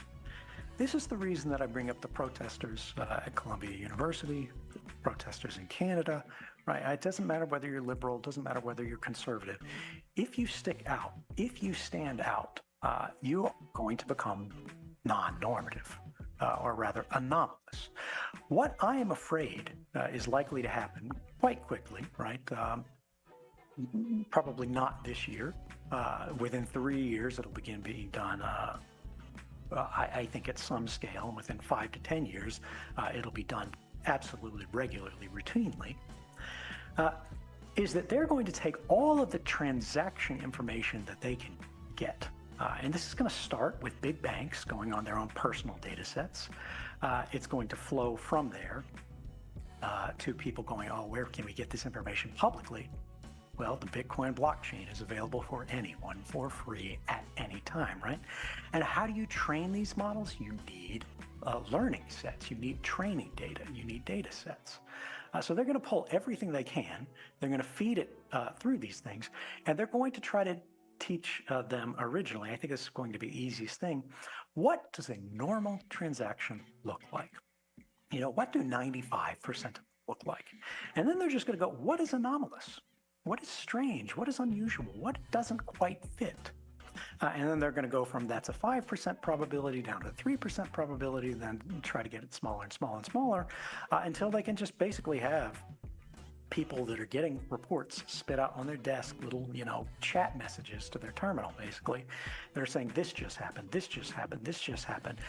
Do you want to continue? And that banking officer is going to get a click OK to continue on your life, on your ability to transact, on your ability to trade. It's not just going to be Bitcoin. It's going to be Visa. It's going to be MasterCard. It's going to be everywhere. It's going to be PayPal, right? Whether you're subscribing to an OnlyFans account or something like that, which, is a very common thing, but something that a lot of people aren't going to admit to. They're not going to be proud of, right? That's going to start making these institutions go, oh, do we want to continue our business association with these people? Is there a brand risk? On stage here. And I think we really need to think about how do we secure the transactions on the Bitcoin network moving forward. I have said this for 10 years. I have been ignored for 10 years. Well, we're running out of runway. And again, right now, every time you're on this network, and I love this network, I've used it many times, you are going to be adding to the data set. Even if they don't identify you because you're the, whatever mystic cyber ninja that knows how to protect yourself, who is the counterparty that you're trading with? Are you sending it to your buddy? Are they doxxed, right? Are you sending it to a business that you're paying? Are they doxxed? And larger and larger parts of this transaction mesh of this network, as they get identified, the space for everyone else to have any kind of private interaction diminishes. Now, you might go, well, these big businesses, Visa, MasterCard, they have the transaction history for everybody, everywhere, all the time. And you don't know what they're using it for. But they're not screwing you, right? Well, AT&T, it was revealed this year, lost all of their subscribers' information, or an enormous subscribers' information, for a block of time. I think it was something like 6 months. where all of your text messages, all of your phone calls, all of the things that went through their routing network, including some cell site location information, which means which cell phone tower you were connected to, were stolen by hackers. They haven't said who they are. As far as I know, they may not have been identified yet. Maybe they'll never be identified. We don't know whether it's state-sponsored or whatever. Maybe there's been ongoing reporting since then. It's revealed it. Correct me if I'm wrong. I'm sure somebody will be out there to tweet about it. But the bottom line is this, right? These enormous data sets are a liability. We know they cannot protect them. You cannot control them. And they can have enormous influence over our lives. All of these people who are coming up on stage and saying these wonderful things about how much they love Bitcoin, how much they love you, they're going to do all these wonderful things to make something better. The United States is the only advanced democracy on the planet that I am aware of that does not have a basic privacy law. We have the Fourth Amendment, right? That only binds the federal government. That doesn't do diddly squat to protect you against corporations. And the government, for 90% of their work, probably 95% of their work in intelligence nowadays, they simply go to corporations and ask them for information. It's end run around the Constitution. And we have been able to suffer this, right? Again, the game is too good to leave.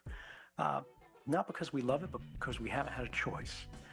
Well, we're running out of time to fix this, and the consequences of ignoring it are about to get a whole lot worse. Nobody sees them. This is not Terminator, right? This is not Skynet. This is not robots descending from the sky to drag you out of your home. That might come someday, but that's a long way off. We're talking about some things that are much more banal, but much easier to do. We talk about that concentration of power. These politicians, right? A lot of them probably don't love that they have to come up on this stage and give a dog and pony show to dance for the crowd that is suddenly much more powerful. Well, the people that they have always been accountable to are about to get a much tighter hold on the leash, not just of them, but of everyone. So I want to zoom back out because we've only got a limited time this evening and say, look, the reason that the internet feels broken is because it is reflecting a broken world. It's reflecting the consequences of all of these winner-take-all dynamics. It is reflecting the boundless ambition of these generations of princes. And it has left us with an unfair system, which means an unstable system. Why do I think all of this AI stuff is likely? Well, the reason is that unfair systems produce dissatisfaction and therefore are hard to maintain. Well, the people who want to maintain them are those who benefit the most from them. In the current disequilibrium, they're the ones who have the most resources. They have the ability to influence the status quo the most. And what they're trying to do is they're trying to keep the top spinning for as long as possible without letting it fall over and someone having to write it in a new stage, right? Instead of staying in the same game, even if it's good, we don't want to leave it. We start a new round, right? We start a new game with new rules. The reality is we're not at the worst of it yet, but we are headed in that direction. It's clear to me. And I think if you look at, like, does this feel normal to you? When you look at the candidates, when you look at the dynamics, even the people on stage giving all the speeches, right? I'm not saying they're terrible, right, or not taking a position at all. But this is a little unusual. The fact that they're here is a little bit unusual. Things are changing, and they're changing more quickly all the time. We have passed the inflection point, and we are accelerating down the slope. And we're reaching the point where all of us are about to have to make very serious decisions about how we spend the rest of our lives to try to make the world better for our children and for those who come after us. Our economy, politics, even culture have reduced the access to an equal role. And that has produced resentment, grievance that have blossomed to the point that now every discussion feels like it is becoming an instrument for war by other means. And we are competing constantly, and we are cooperating rarely. And we need to change that.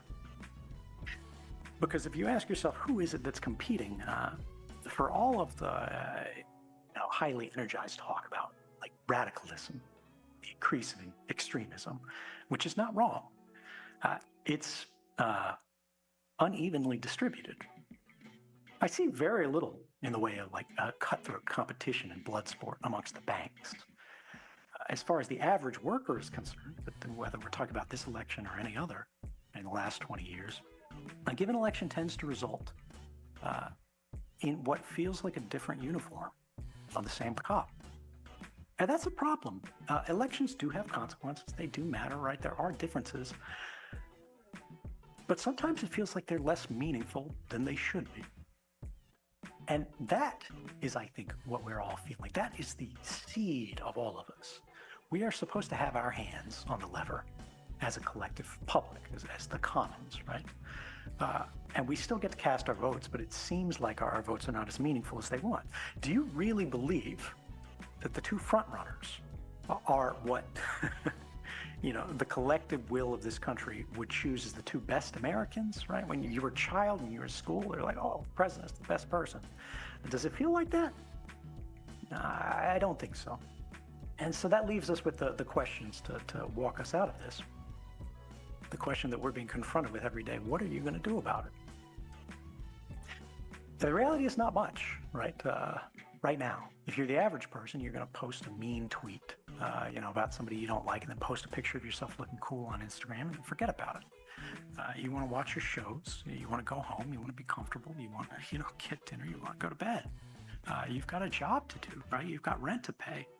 We're all running on a treadmill. And then what? And for what? Right now, we're doing it for the likes. We're trying to get approval. We're trying to get acceptance. We are being driven to compete for attention and for acceptance. We need to start, instead of competing, we need to start cooperating, working together to find our way out of this hole that is not this election, it's not this politician, it's not this policy, it's this system. And that's what Adam Smith was telling us about the year 1776, a powerful year for every American. The internet is broken because institutions are competing against the individual, while the individual is competing against other individuals. We need to shatter that design because competition is everywhere, but it's only against the powerless. We need to look back at the avarice of those princes. Right? And I don't just mean in the context of government. I mean everywhere. I mean, Jamie Dimon, J.P. Morgan. We need to think about the systemic influences on our lives and how we can correct for them. The people who throughout all history had the means to diminish the amount of metals in our coins, which is inflation, simply by a different name. We're not using metal anymore, we're using paper now, but the game is the same. We in this room are using a technology that has taken the metal and the paper away from them. And it is through this single lever that they have set flourishing societies on the path to inevitable poverties. And I just want you to remember, every time you look at the grocery store's prices, that you are not alone, you are not isolated. Everyone in that store is dealing with the same battle that you are. We have to cooperate, we have to work together, and we have to make sure they do not reduce this country to the land of the free and the home of the slave. The only way we will do that if we work together. So please, by all means, cast your vote, but don't join a cult. There's a lot of work to be done. Thank you.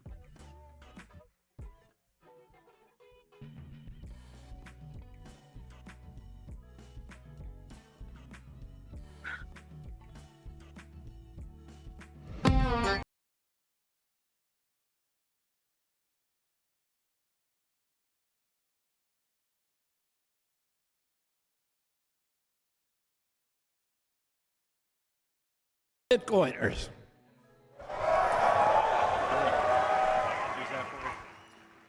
I am so glad to be back from my second Bitcoin conference. Since last year in Miami, I've been meeting with leaders and thinkers from this community. I've conferred with Bitcoin miners, with policymakers, with economists, with financial experts, with investors and developers and entrepreneurs to deepen my understanding of the extraordinary promise of Bitcoin for our country and for our planet.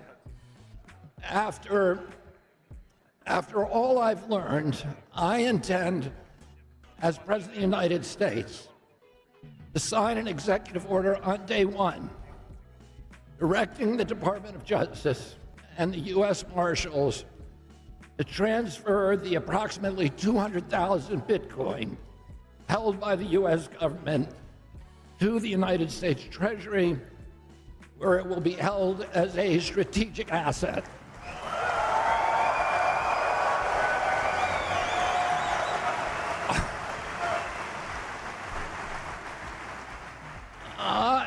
On day one as president, I will sign another executive order directing the U.S. Treasury to purchase 550 Bitcoin daily until the U.S. has built a reserve of at least 4 million Bitcoins.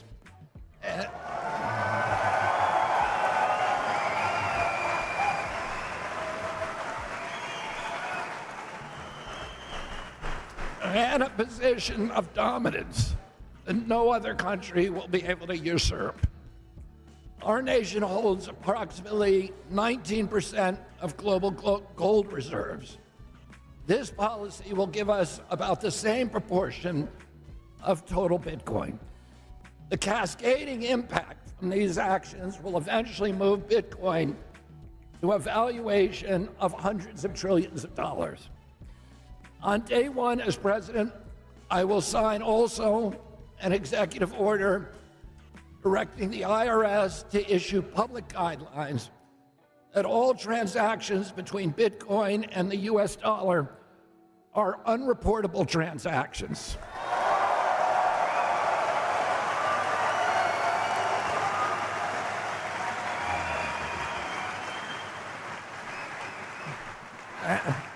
And by extension, non-taxable.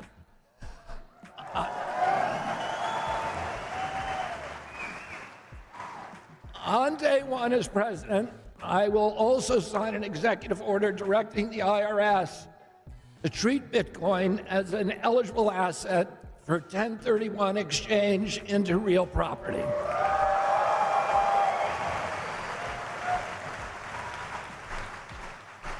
Now, I want to say a couple of words about my observations about the Bitcoin community, which I consider myself part of. Despite their different viewpoints, I found the most striking feature of Bitcoin community is this kind of paradoxical juxtaposition marked by fierce divisions on several minor issues and an overwhelming sense of unity within the larger Bitcoin ecosystem. The Bitcoin community reminds me of how American politics ought to be, fiercely diverse, but ultimately united in our aspirations and our belief in our country and in our convictions that America is worth the fight.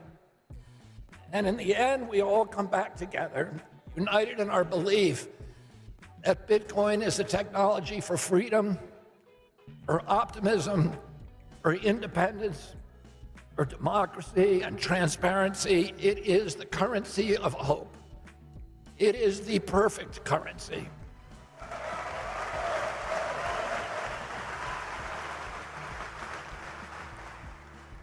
It is an elegant, poetic, beautiful, pure species that aligns perfectly with the highest ideals and aspirations represented by the American experiment with self-governance.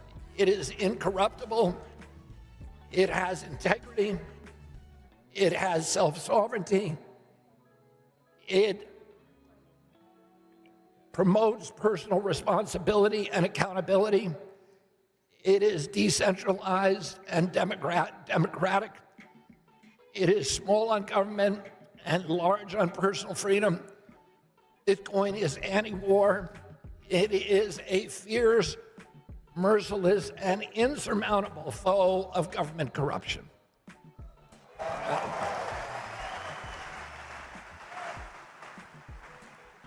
Now, many of you know my own introduction to Bitcoin, my own conversion. I knew from my children about Bitcoin, but it was it seemed almost to me something like a fad or a novelty.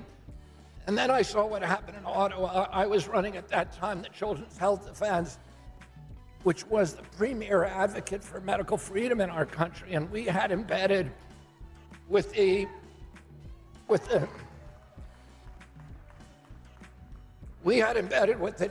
striking truckers in Canada, a reporter for our newsletter. And she was traveling with the truckers from Alberta all the way to Ottawa. And the truckers are very diverse in Canada. They're Asian, they're black, they're white. The trucking strike, the truckers were doing something that all of us in our country take for granted. They were assembling to petition their government about something that they thought was important, which was that the impacts, the financial impacts of the mandates on their businesses.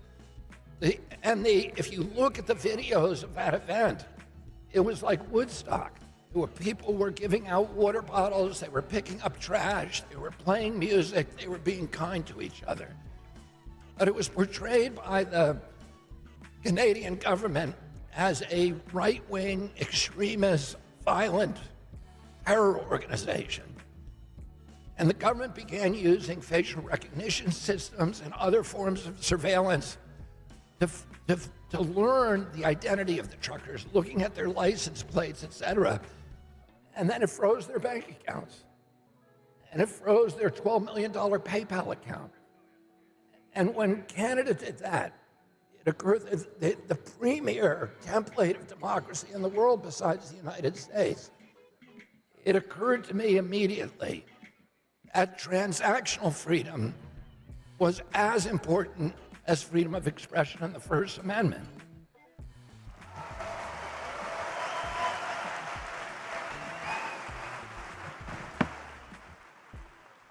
Because if the government has the capacity, none of these truckers were charged with a crime, much less convicted. And yet the government was able to shut down their bank accounts. They couldn't pay their mortgages. They couldn't buy diesel for their trucks. They couldn't buy food for their children. One trucker told me that he was going to jail because he couldn't make mandatory alimony payments. And if a government is able to starve you, to evict you from your home, if you speak out against it, if you criticize government policies, then we are on the road to totalitarianism and slavery. And I began at that time looking seriously for alternatives, and it was that incident that led me immediately to grasp the potential of this technology to provide transactional freedom and self-sovereignty. Last year at this conference, I proposed that as your president, I would fight to ensure the right to self-custody Bitcoin, to run nodes in our own homes, to stop the federal government from usurping the First Amendment rights to open source, privacy-enhancing technologies. I pledged to prevent government officials from adopting CBDCs, which would inevitably morph into what we saw in Canada, a malevolent tool for surveillance and control. Most importantly, I promised to secure the United States position as the global hub of cryptocurrency, innovation and entrepreneurship and investment and technology.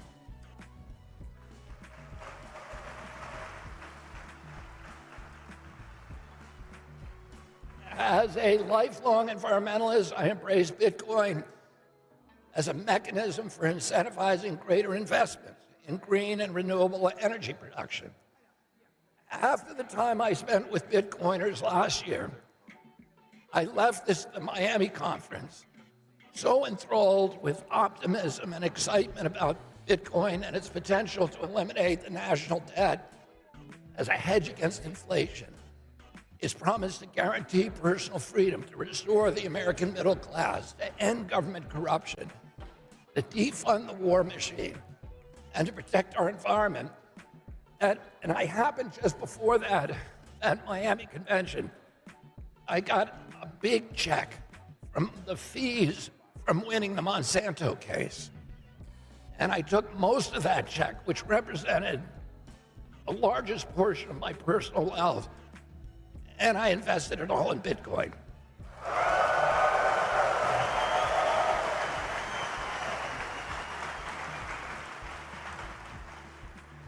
Now, I didn't do that with the hopes for a quick return on investment. I was told you might have to wait a long time.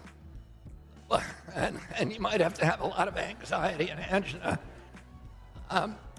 So I was prepared for that. But if that had been my sole motive, by the way, I would not have been disappointed. Because I got in it with good timing. But over the past year, I've gone even further down the rabbit hole. Let me put it, the orange rabbit hole. I'm convinced now more than ever that we have to work together to put all these proposals into action immediately. America's at a crossroads. We can either continue down the path we are on, racking up debt, constricting freedom, addicted to war, or we can look forward to use new technologies like Bitcoin to help us evolve, to achieve again our promise as a moral authority and the world's exemplar for incorruptible democratic governance.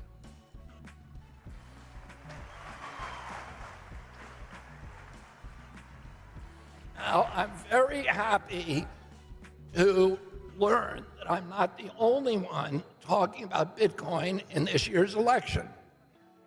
Nothing could make me more joyful than to see other political leaders now jumping on the Bitcoin bandwagon. I've had over a year's head start to study, to understand, to articulate the potential of Bitcoin.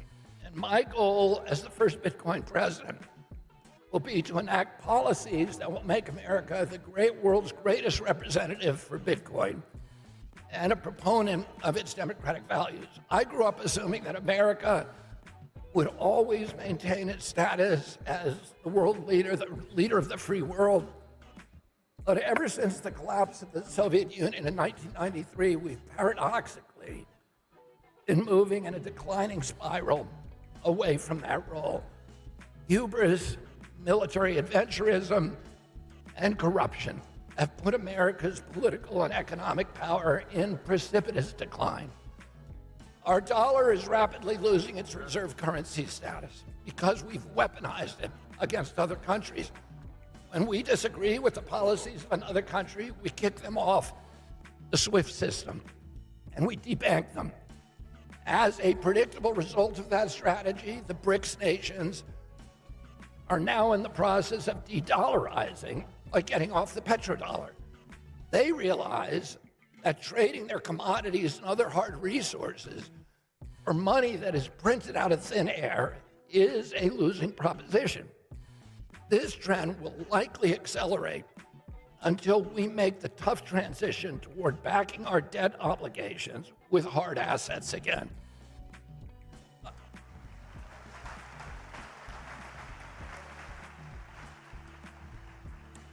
I have a plan to strengthen the U.S. dollar and lower the interest rates and neutralize our $34 trillion debt by backing U.S. Treasury bills, notes, and bonds with hard assets, including a combination of precious metals and Bitcoin.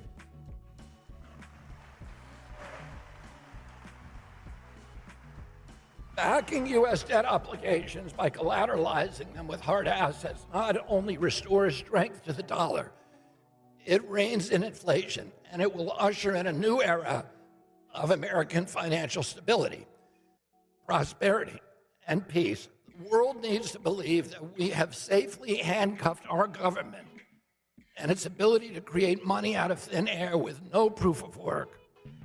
The innovative strategy that I'm proposing leverages the scarcity and liquidity of Bitcoin, along with gold and other hard assets, to restore the dollar's dominance in global finance. The world will rush to adopt an American-backed, decentralized currency that cannot be confiscated by governments that can be traded and transacted on cell phones at the speed of light across every global border with no banking fees or other transactional friction. This incorruptible currency will immediately start pulling wealth and assets from every other nation around the globe back into the United States, restoring the strength of our dollar and repairing our balance of payments.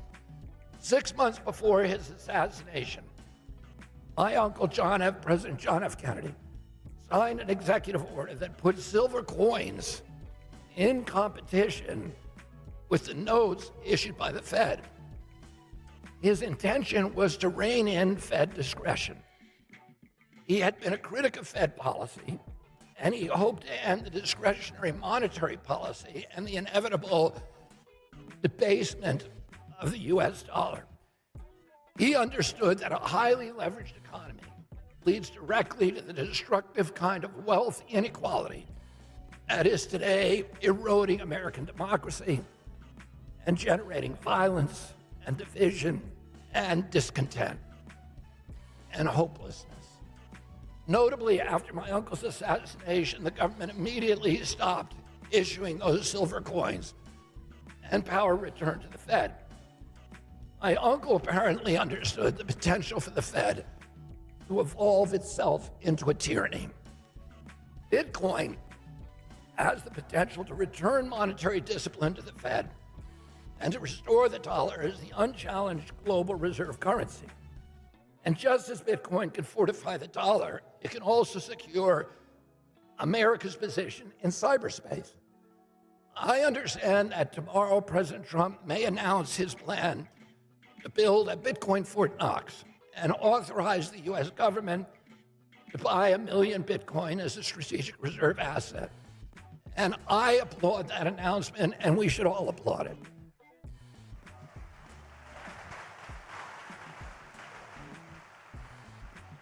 I hope that President Trump's commitment to Bitcoin is more than political expediency. The most cynical political reason for endorsing Bitcoin is to excite the 60 million Bitcoin American holders by policies that make the number go up. But it's my hope that President Trump and the DNC nominee, who he or she may be, will develop a deeper understanding of the earth-shaking reasons to ensure that Bitcoin has a strategic reserve in the US Treasury. The most compelling of those reasons is laid out in US Space Force major Jason Lowery's MIT thesis entitled Software.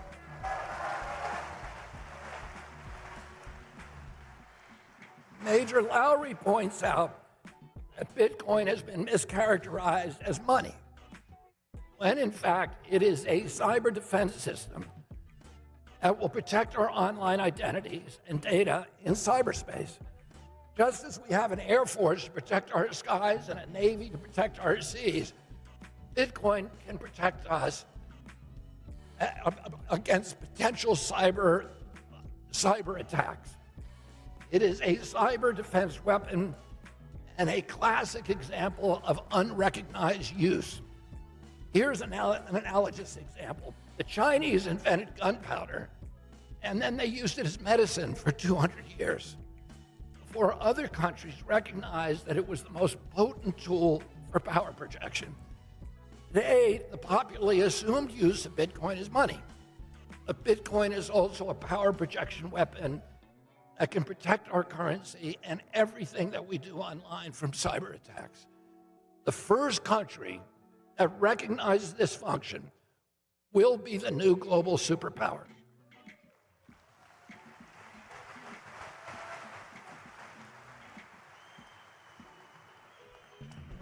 We need to grab the reins and harness Bitcoin's full potential if we want to regain and consolidate our title as leader of the free world. Based on public information, the USA currently owns 204,000 Bitcoins, the 5th largest Bitcoin wallet in the world. Adding Bitcoin to that reserve will help secure the future of the United States for the next 250 years. One of my first hires in the Kennedy administration would be Major Lowry as my top advisor.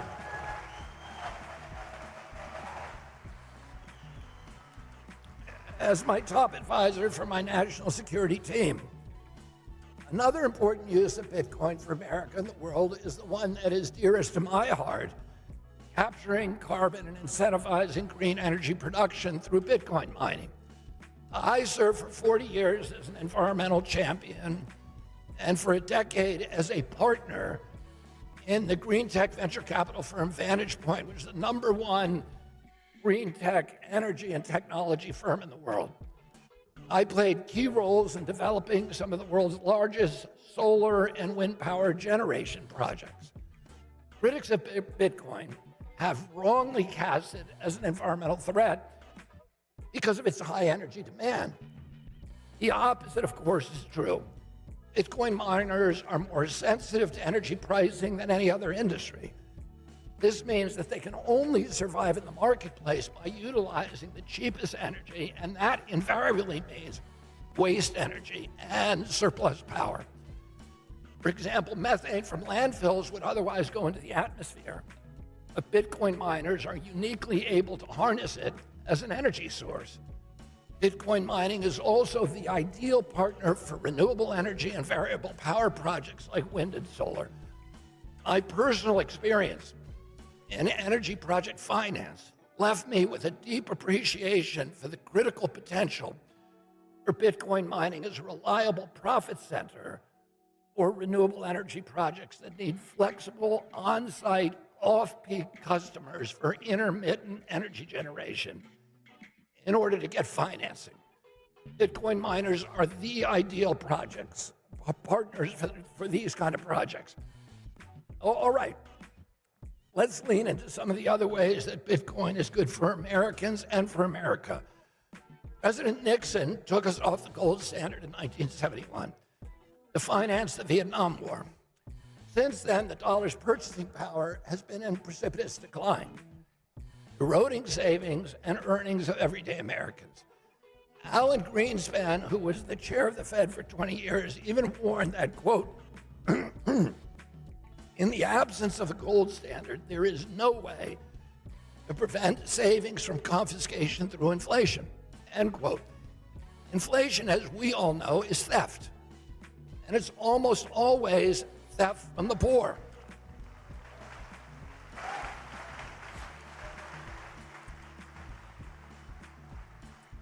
The Fed has engineered an uber-efficient money printing machine to perpetrate the systematic robbery that has gutted the American middle class and decimated America's working poor. The obscene money printing has drained our citizens of their purchasing power through the hidden tax of inflation. And it was the Trump and Biden administration's reckless embrace of money printing that have pushed the middle class over the tipping point now. American households are now buckling under the strain. Let's look at it simply. If you had $1,000 6 years ago, that $1,000 has a value of $520 today in terms of its capacity to purchase goods and services. Mortgages have doubled in 4 years. No wonder half of the 18 to 30-year-olds are still living at home, unable to afford the homes that provide the first step toward the American dream. No wonder our younger Americans are marrying later, delaying or even abandoning the choice to start a family. Their dwindling purchasing power forces them into these sacrifices. The hopelessness of the task of steadily growing savings, which we all assumed that was just part of our lives, it has pushed, and now today, this generation is facing these moving goalposts. They make money, they think they're doing well, and then the money disappears. And not for anything they did, but because inflation. And it has pushed this whole generation into a kind of financial nihilism. And it's contributed to the epidemics of depression, of suicide, of hopelessness, of alienation, of dispossession, of the loss of pride in our country, the loss of hope for their own generation and their own futures among young Americans. Healthcare costs are also increasing exponentially. I talked a couple of months ago with a young New Hampshire couple, and they told me with tears in their eyes how they had gotten in an argument, the husband and wife, holding a crying baby in their arms at night and having to wonder about whether that baby was $50 sick or $100 sick or $500 sick before they brought him to the emergency room. Over half of Americans cannot put their hands on $1,000 if they have emergency. If you are part of that cohort and the engine light goes on in your car, it is the apocalypse, because you know you're not going to be able to afford the mechanic. You won't be able to get to work. You won't be able to pay your rent, and then you're going to be out on the sidewalk.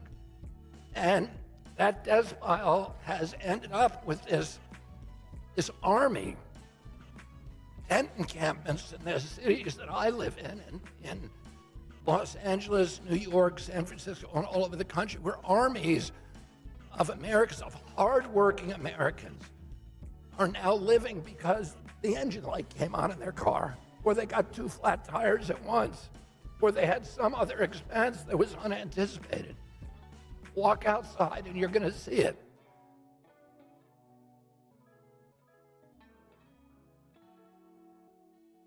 Time and again, I'm hearing from elderly Americans about how they cut their prescription pills in two to make them last at the end of the week. They're choosing between gasoline and home heating oil and food.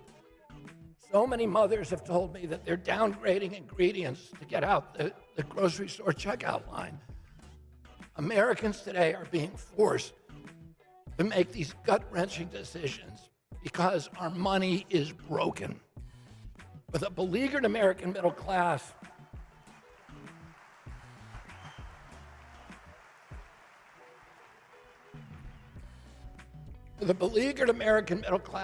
Bitcoin is the off-ramp from the inflation highway of doom.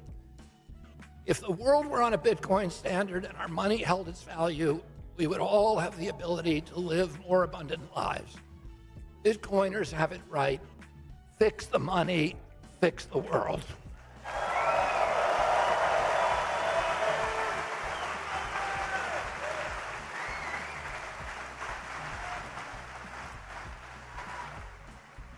The discipline of tying our dollars to hard assets like Bitcoin will also finally break our addiction to forever wars. Fiat currency was invented to fund war.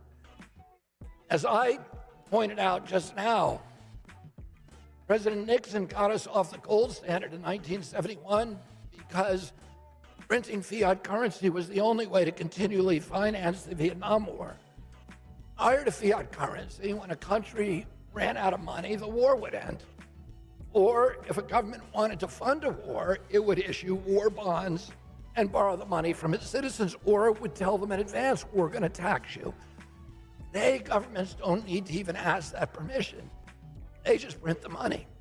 And then they fund the war with fake money. If the world was on a Bitcoin standard, then there would be no war because the governments can't print Bitcoin.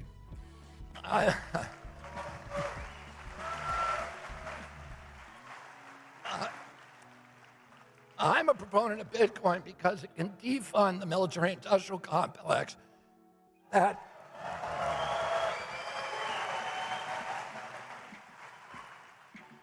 is bent not on national defense, but on international global domination. And I'll say this, during the height of the Cold War, the military budget was about $500 billion in 2024 dollars. Today, it's double that. Why do we need twice the money that we needed during the height of the Cold War? Well, we need it because it has nothing to do with national defense. It has to do with global hegemony and international domination that is actually counterproductive.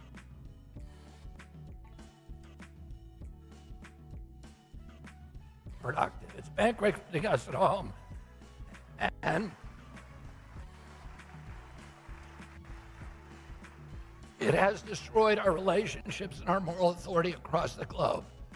Oh, let me say it again. If governments couldn't print money with a couple of keystrokes on a computer, they wouldn't be able to fund wars that never end. Again, fix the money, fix the world.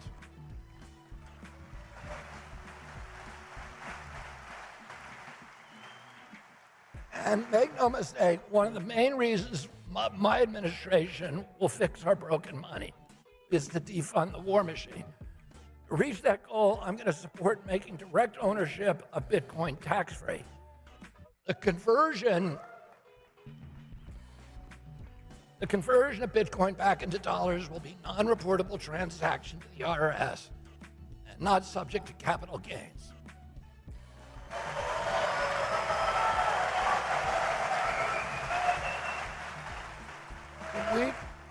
We have to remember that the Fourth Amendment guarantees the right to privacy.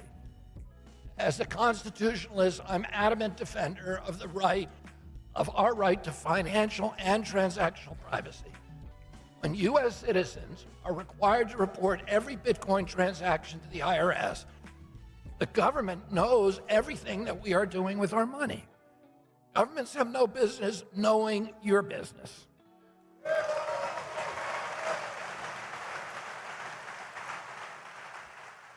More importantly, making the direct ownership of Bitcoin tax-free creates financial incentive to own Bitcoin and not a Bitcoin ETF, which is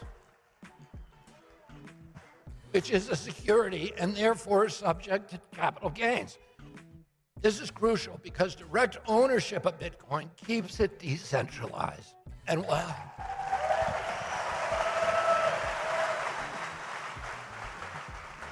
And that is the only way to prevent BlackRock and other global asset managers from having undue influence over the Bitcoin network, over its forks, and over its upgrades.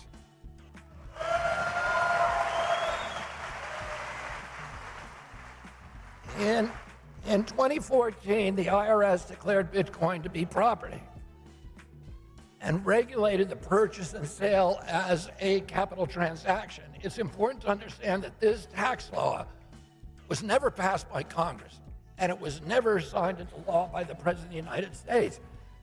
The IRS and the SEC simply usurped government power in order to suppress decentralized financial democracy. The U.S. Supreme Court recently, of the Chevron doctrine, reopens that decision.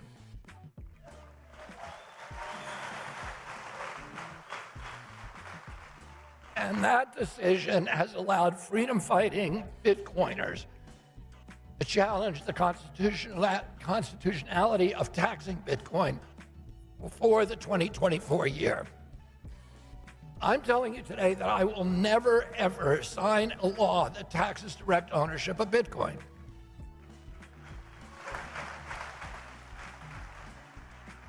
I will use my power to reverse any law that does so. I will end the Biden administration's war on Bitcoin. Tax-free Bitcoin is not only critical for citizens' financial autonomy, freedom, and privacy, it is essential to keep it decentralized and democratic as Satoshi created it to be.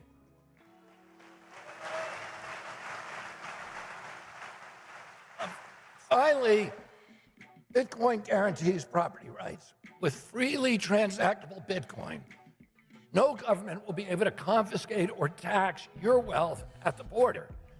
This is another example of Bitcoin's potency as a weapon against totalitarianism. So as this election cycle starts to heat up, you have choices to make. You've heard what I propose to do. Let's compare that to what my Republican opponent proposes. And I welcome President Trump's new enthusiasm for Bitcoin, but he's only weeks into the Bitcoin dialogue. And I have the advantage of being here longer. And hopefully his learning curve will mirror the kind that I went through. My guess is that initially, at least, there's going to be a lot of talk about pricing and how a change in government policies can make Bitcoiners wealthy. But we all know that that is just one of the minor points of Bitcoin. Bitcoin is about something much bigger.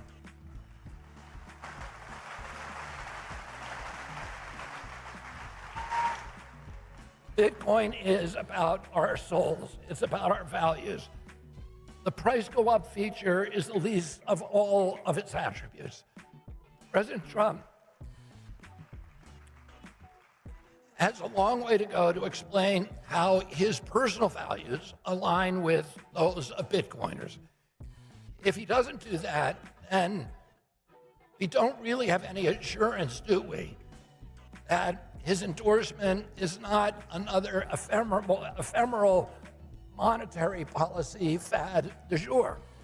That assurance will require him to repudiate some of the central policies of his last administration. During his years in the White House, President Trump had consistently spoke out against Bitcoin. In December of 2020, he was openly hostile to Bitcoin and tried to outlaw self-custody wallets. This was a time when Americans, particularly, more than any time in our history, needed any store of value that they could get to compensate for the hits to their income from the lockdowns, from the declining purchasing power due to the money printing orgy and the COVID closures of all of our businesses. In 2021, President Trump doubled down and declared that Bitcoin, it just seems like a scam.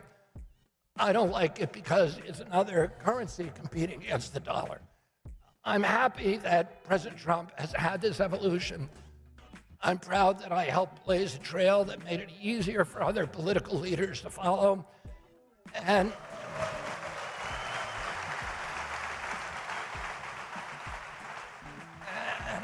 I'm grateful to the 50 or 60 million Bitcoiners like Michael Saylor who were there before me and helped me understand the nation-saving potential of Bitcoin. Every Bitcoiner I know shares my own yearning for freedom, or my skepticism toward official orthodoxies and pronouncements, and an inclination for critical thinking that I most admire. During COVID, neither President Trump nor President Biden protected our constitutional rights. They both restricted our right to assemble, to worship. They closed our churches, no funeral for grandma, no weddings. They closed our businesses without due process or just compensation in violation of the Fifth Amendment. They ended the Seventh Amendment right to jury trials. They assaulted the Fourth Amendment prohibition against warrantless searches and seizures, and also both these administrations allowed the FBI and the spy agencies to suppress our rights to free speech by working with social media companies to deplatform people who criticize government policies. I hope that President Trump's change of heart in Bitcoin is evidence of a newfound and deep-seated commitment to personal freedoms, to our Constitution, to our Bill of Rights. Will President Trump fight for Bitcoin if he's elected? I wish he had mentioned Bitcoin in the RNC speech last week. I'm disappointed. He spent a lot of the last week attacking President Bukele of El Salvador, the only country on a Bitcoin standard. President Bukele is the most popular president in El Salvador's history. And with Bitcoin's help, he has turned the country around. Bitcoin helped him grow the economy and reduce crime. The U.S. should want to take a page from President Bukele's playbook and learn some of the lessons that he has to teach us about Bitcoin. And even more alarming, President Trump, in an interview last month with Bloomberg, floated the idea of bringing on Jamie Dimon as his Secretary of Treasury. I'm grateful that President Trump yesterday walked back that comment, but I'm not sure how he could have ever considered bringing on one of the biggest long-time critics of Bitcoin and the world's ultimate advocate for centralized control, if he truly is committed in his soul to the freedom and decentralization that we all are committed to. Those choices don't match the spiritual alignment of Bitcoin. Bitcoin represents,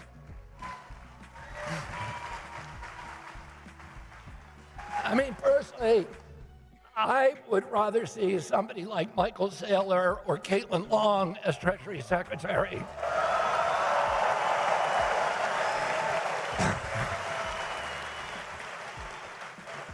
They are brilliant, they are encyclopedic, they're forward-thinking, they deeply love our country, and they represent the ideals of decentralization and economic democracy. Finally, President Trump has had 4 years to pardon Ross Ulbricht and Julian Assange and Edward Snowden, and he didn't do it.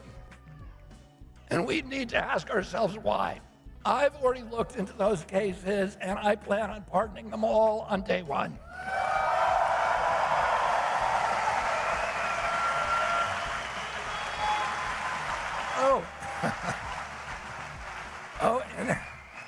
In this election year, I encourage you to study your choices, look at the candidate's policy, but more importantly, look at their actions to decide if they are genuinely part of the problem or if they're part of the solution.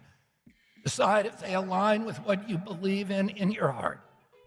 Remember, Americans need, and remember what Americans need and what we want, and then vote accordingly.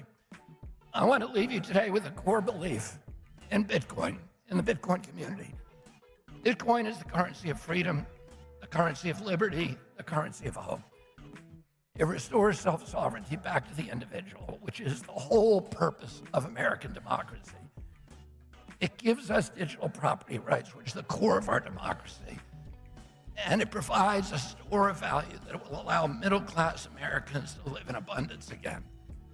I want to be the president who can bring back hope. And I'm grateful to be part of your Bitcoin community. In fact, I don't think of myself as red. I don't think of myself as blue, and I don't even think of myself as purple. Those are the colors of the political parties. Instead, I think of myself as orange.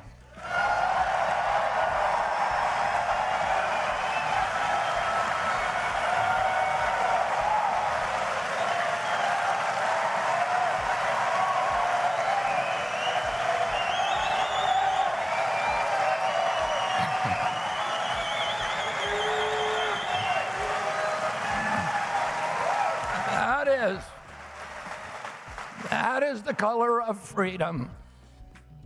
And it's true that President Trump has orange hair. And I can only admire him for that from afar. I'll never be able to match him on that. It's a really great start, but I have an orange heart, and that's what you should support. Thank you all very much, and God bless you.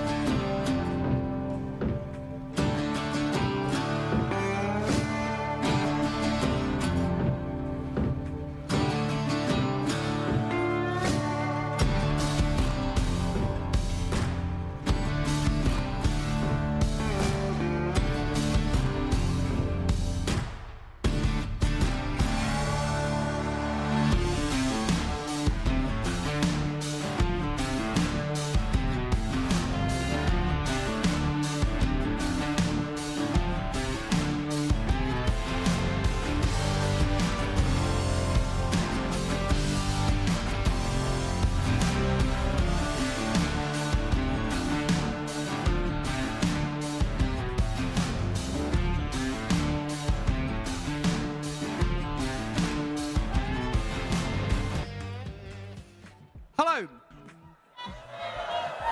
Thank you so much for having us at the Crypto Olympics. What an extraordinary honor it is to be at this celebration of autonomy and independence and freedom. Joining me is Chris Pavlovsky, who I'd like to invite you to give a warm round of applause, firstly on his basis for his commitment to free speech, for his support of Bitcoin starting in Miami 2022, and for our ongoing campaign to bring about freedom of all varieties. Chris Pavlovsky, everyone.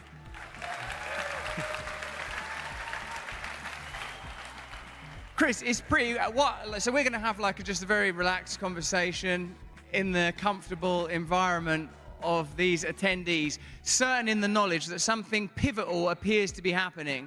The fact that we're appearing on the same stage as two presidential candidates, Edward Snowden, at the time that Julian Assange has been freed, it seems like something extraordinary is happening when it comes to decentralized modalities and a general appetite, whether it's in the world of finance or media, to create the opportunity for legitimate connection that isn't mediated by potentially corrupt institutions. How do you feel, Chris, that we're going to continue to navigate this space at Rumble, and what sort of opposition have you faced so far? And, just so that it's a quite nice long question and gives me some time to relax and take in the atmosphere, did you ever imagine that you would find yourself in such an extraordinary situation where being a tech billionaire used to be fun and about yachts and probably womanizing, and now it seems to be about campaigning and confronting corruption? It's, first off, so glad to be here at Bitcoin 2024 and to be here with you, Russell. So thank you for having me here. It's surreal, to put it very simple. I grew up in a little town outside Toronto. I'm a Canadian. Don't cheer that. It's actually a protected characteristic. We got a little bit of problem when it comes to free speech up in Canada, but hopefully we can change that in the coming years. But it's surreal. I grew up in a town, and it's called Brampton. It's about 20, 30 minutes outside of Toronto. And I didn't really know anybody in the political world. I didn't know anybody, big in the business world. And then all of a sudden, I get a phone call in the summer of 2020 by the U.S. House, ranking member of the U.S. House Intel Committee, Congressman Devin Nunes. And, as a Canadian, I'm like, am I under investigation? Like, what is going on over here? And he had a simple question. He just asked me, Chris, if I bring my content onto Rumble and I search for my name, am I going to find it? And I was like, absolutely. Meanwhile, calling my developers, making sure that works. But yeah, that's what happened. And by mid-2021, we had the 45th president, Donald J. Trump, end up joining our platform. And then shortly thereafter, we had, it was I think in January of 2022, that this conference itself was pulled from YouTube, from streaming. And they ended up coming to us immediately to get the stream up and running, and we were there to get the stream up and running. And that,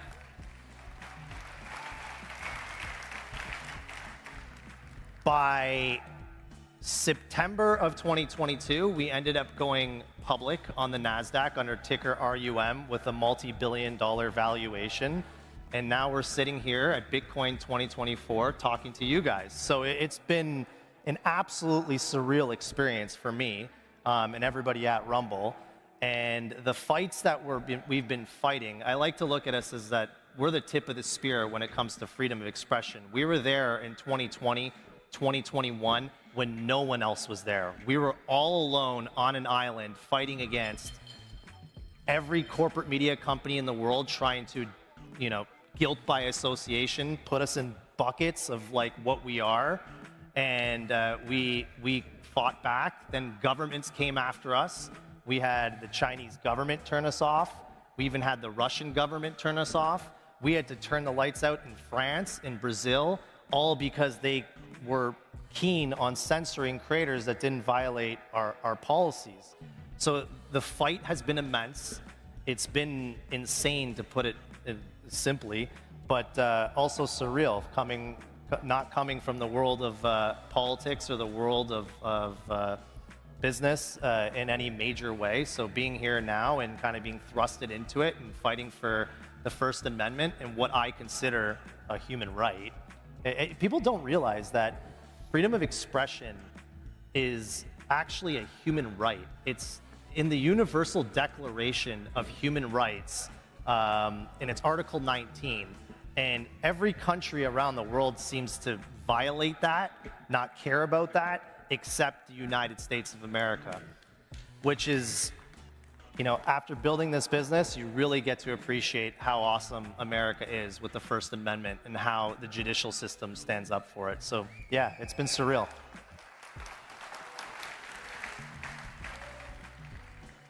One of the undergirding principles of Bitcoin that I'm learning a lot about today, because I am something of an ingenue, you know, this is quite new to me, is the significance of decentralization.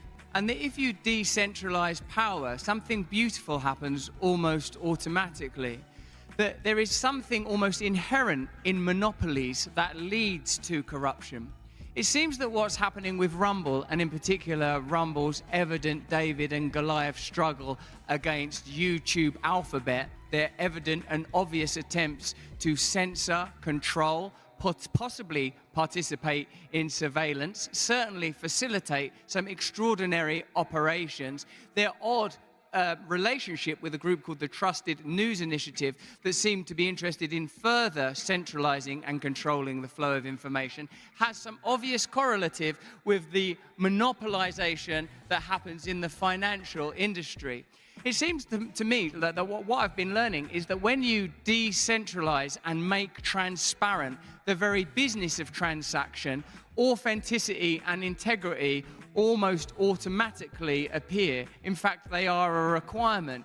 What I suppose I find pretty encouraging about that, Chris, is the suggestion that because like an event like this, there's people that are right heroes. Edward Snowden, what an incredible hero, what an amazing sacrifice he made for America on behalf of his ethics. Bobby Kennedy, another heroic individual. Tomorrow, the extraordinary spectacle of Donald Trump, just fresh from his resurrection, just one earlobe down.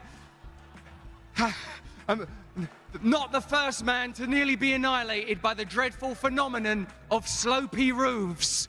A threat to all of us anywhere. There could be a slopey roof around us now. And like, it's very easy to fall into the adulation of individuals that seem heroic, or perhaps alternatively condemn them, loathe them, despair of them. But what it seems to me is available in blockchain technology is the regulatory principles that occur when individuals are empowered. And indeed, Rumble has comparable principles, because a commitment to free speech does not favor or bias towards a particular type of free speech. It encourages all of our free speech and has a kind of, I would say, acceptance that universally, through discourse, we will arrive at conclusions that are positive if we're not prohibited, inhibited, censored, controlled by institutions that claim that they care while actually practicing control.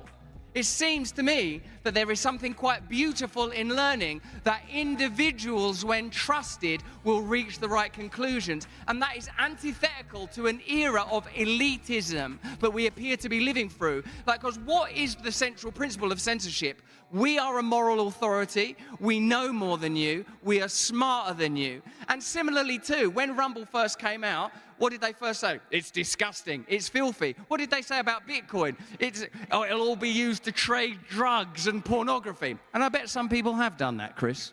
But ultimately, when people are allowed to live deregulated and free, what emerges are something closer to our higher nature and our higher principles rather than our lower.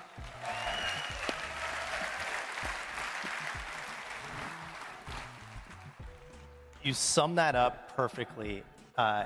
What's happening right now is that you have all these entities that are controlling, and now they're fighting for control. They're losing their control. They're losing control to companies like Rumble, Truth, X. They're starting to actually fear that their narratives are going to change, because for once, there's not someone with an agenda telling Russell, hey, Russell, you have to say this. Has that ever happened with us? Never. No, only the voices in my mind. So now what you're having is that you're having like true authenticity start to come out, and true opinions start to come out. Things that we would have at our dinner tables that apparently we couldn't say online, and we still can't say online on the incumbent platforms. So like YouTube, for example, for the last, I would say 8 years, has just been moving the goalpost and moving the goalpost, creating new terms, sometimes on a monthly basis, sometimes on a weekly basis. Something is changing constantly on YouTube to try to say that you need to say something specifically or not say something at all. They're trying to control speech in many different ways. And when Rumble came along in 2020, late 2020, where we actually had prominent figures start joining our platform, like Dan Bongino, Congressman Devin Nunes, we started to break that fold, and that's what created a shift happen. Everybody picked a side. This is exactly what happened. Everyone actually picked a side, and Rumble just stayed in the middle. Our policies didn't change in any meaningful way in the last 10 years. They've been relatively similar, but everyone else's did. And they left us all in the middle. And what happened, they all picked a side, and then the middle started coming towards us. Why? Authenticity. People get to hear what you're really thinking, and they know that you're not saying, doing, or saying something that has some kind of agenda or corporate agenda behind it. When you watch people like Russell on Rumble, you're getting to hear what he actually thinks, and not someone else that's telling him what to think. And that's what's created the opportunity for Rumble in such a large way. Yes, I thought of so many things while you were talking then, and not because I wasn't listening, because I was. That's just common good manners. Here are some of the reflections that I would like to offer you, Chris, and everybody present. When dealing with an organization like Google, YouTube, and I recognize that my voice was significantly amplified by that platform initially before the blessed day where I got the opportunity to begin to work with Rumble, you recognize how tyranny and power may guide us towards dystopia.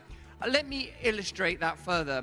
We're being encouraged to imagine that the dystopias of the future might resemble the despotism of the 20th century, that we might fall foul to militaristic 20th century style demagoguery. We're being taught to fear fascism. And of course, fascism is something that ought to be feared, because indeed, Bitcoin and Rumble, the technologies that we're talking about, are about primarily individual freedom. When it comes to the tyranny that I fear mostly, the phrase I heard that resonates is technological feudalism. When you consider the mounting bureaucracies and the incredible power that's being accrued by groups like Alphabet, Google, because we are talking about monopoly, centralized power, I would like to reflect on how it feels to deal with these organizations directly. If you find yourself in a spat or a contretemps with YouTube, you will find that the discourse is very unusual and anodyne. We have had to censor your content. You will have to appeal to the community guidelines. A team member will get back to you. It's very friendly, it's very banal, it's very sterile. You get the sense that you're communicating with some peculiar, odd and inaccessible, insidious mist.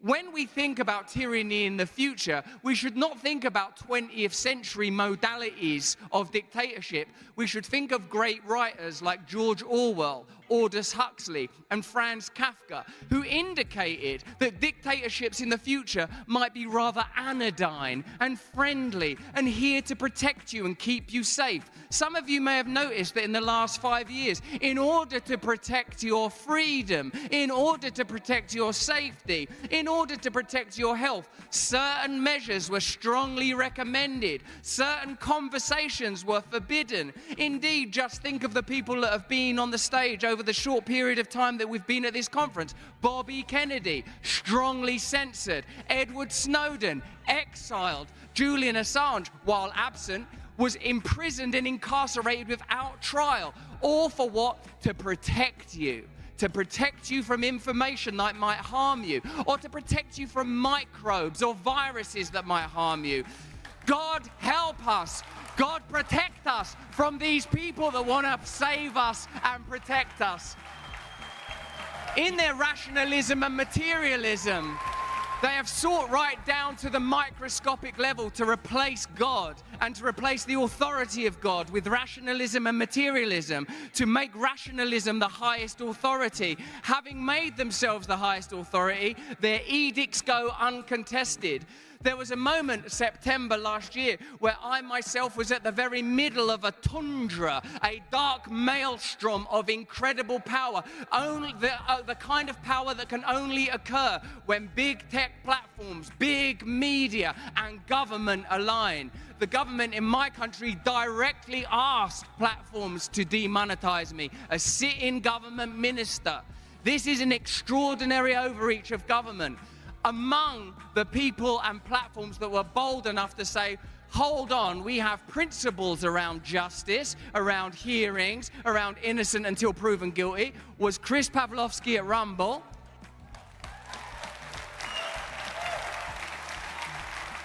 And of course, Elon Musk at X, who I know evokes complex feelings like many tech billionaires. They're all fucking crazy, these guys.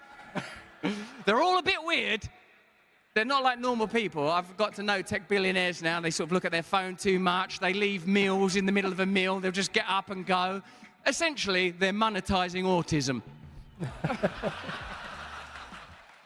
Never mind mining Bitcoin, start mining the neurons of these lunatics that are coming up with this stuff, is what I would say. But nevertheless, what we're finding in these unusual minds is the kind of bravery that comes from not centralizing power, but from decentralizing it. Because the simple truth is no one should be mediating your connection to God, or your connection to money, or your connection to free speech, because no one knows better than you, although there are high principles to which we could have recourse.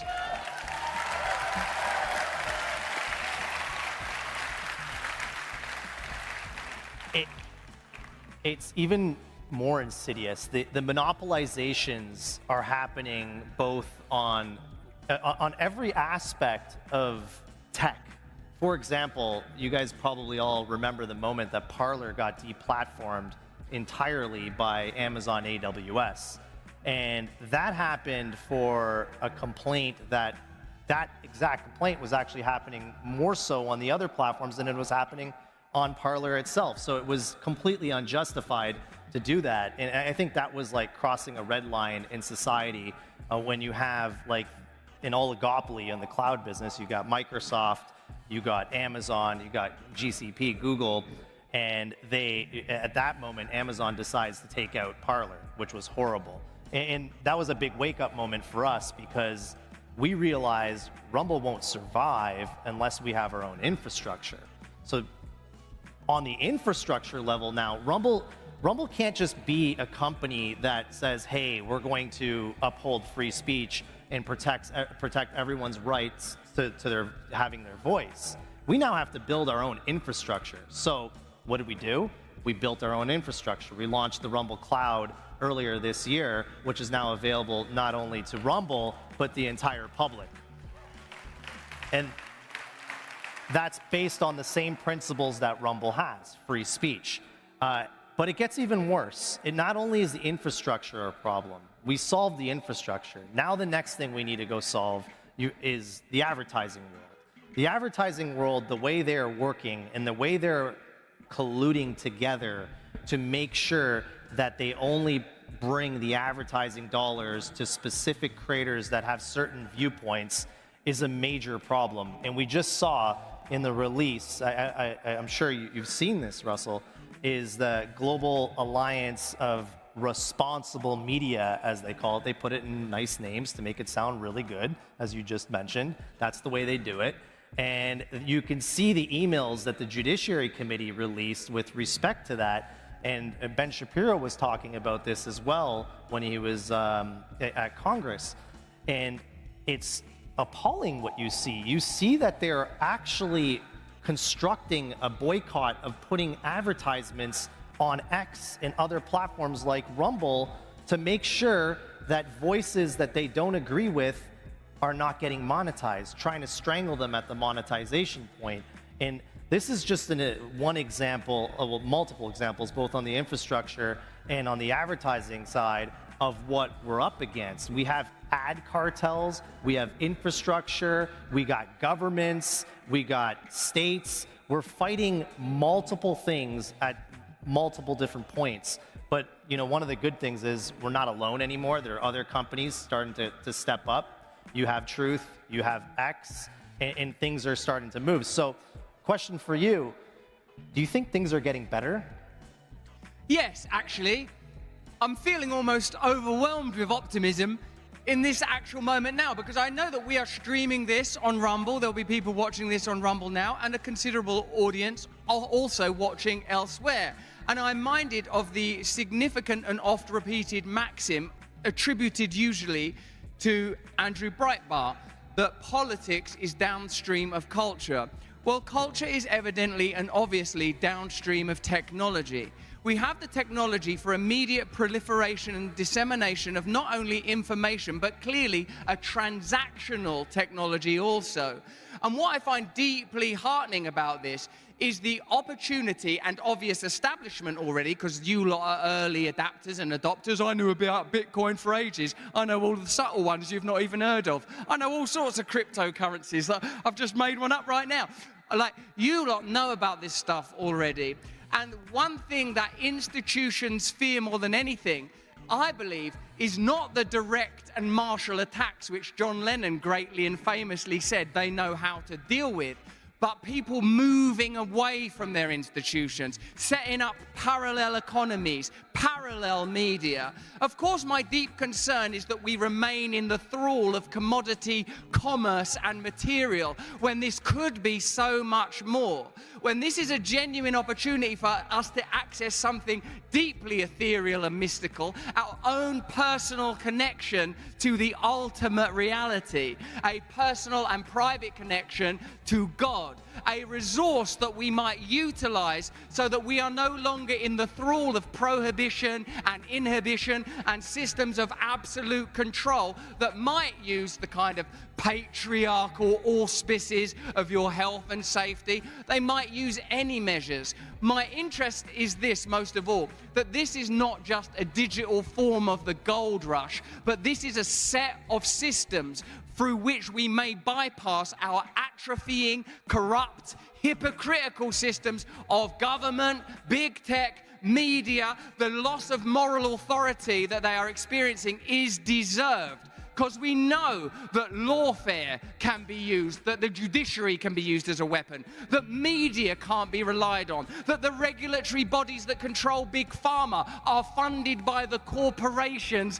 that they're supposed to be regulating. You have known for some time that these institutions are not worthy of your trust, and now you are beginning to have the means to bypass them. And if they cannot be bypassed electorally, for the corruption is so immersive or the options so limited, now there is the genuine chance for your individual freedom of expression to exist, both in terms of media and communication through platforms like Rumble and others, but also through the advance that you are at the very forefront of when it comes to transaction digitally. So indeed, I feel optimistic, not because of any great individual leader, although we have seen great individual leaders at this conference, but because what Bitcoin epitomizes above all else: decentralization, transparency, open communication, and the possibility for new human relationships. That is the deepest optimism of all, that human beings aren't corrupt and ugly,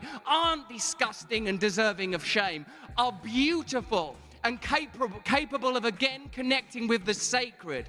So if Bitcoin can do that, surely I believe in it, and surely I am optimistic, Chris.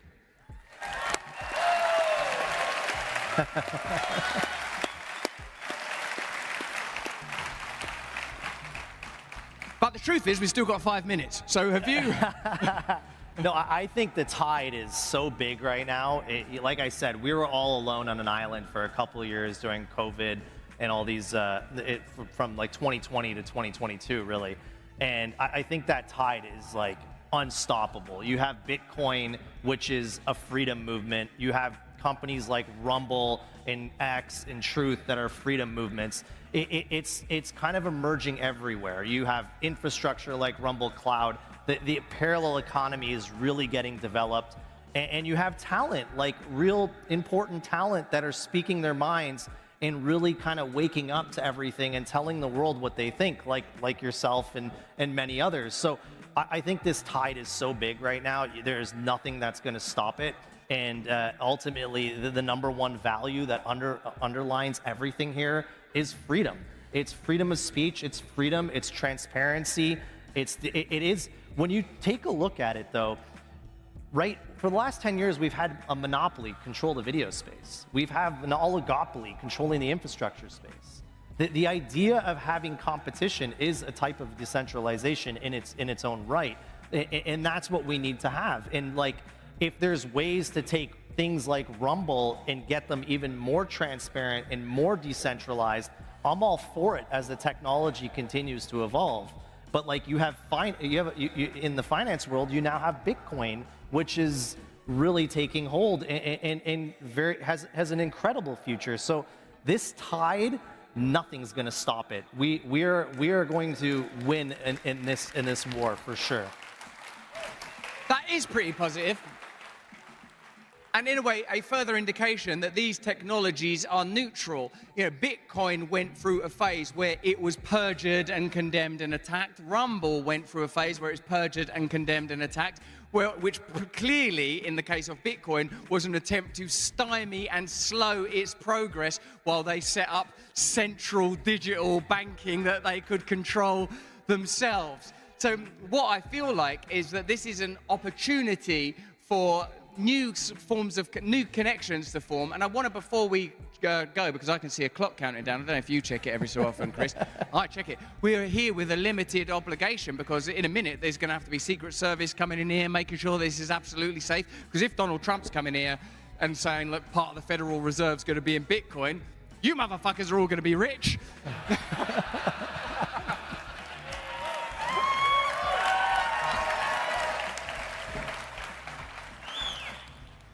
But beyond material wealth, we are seeking the kingdom of heaven, surely, aren't we? And earlier today, in the holy name of our Father, Jesus Christ, praise his name, I wanted to mention, I met Lynn Albrecht earlier today, who is the mother of Ross Albrecht, who you may be aware received double life sentences for some of his entrepreneurial activity on Silk Road. We know that the centralized system likes to condemn and damn and control. We know that it likes to destroy outliers. I don't absolutely know the entirety of Ross Albrecht's story, but 40 years worth of sentencing does seem particularly draconian. If you're watching this now on Rumble, or indeed YouTube, if you're watching on YouTube, click the link in the description and get on over to Rumble. If you're watching it on Rumble, we'll post there is a petition for Ross's freedom that is being passed around. What we must demand is that the corrupted institutions of government, the corrupted institutions of finance, the corrupted institutions of media are all held accountable to the power of the people, which we are beginning to see realized in this auditorium. Thank you so much for allowing us to speak today. Chris, before we... standing ovation, yeah. I mean, thanks for the enthusiasm. Beautiful people of Nashville, Smashville, bachelorette party capital of the world. Let's get on that stinking honky-tonk street. Get messed up, y'all. Ladies and gentlemen, Chris Pavlovsky of Rumble. Thank you very much for the incredible welcome. Thank you for your enthusiasm. Have a wonderful, wonderful rest of your conference, and I hope you get rich, most of all spiritually. Amen.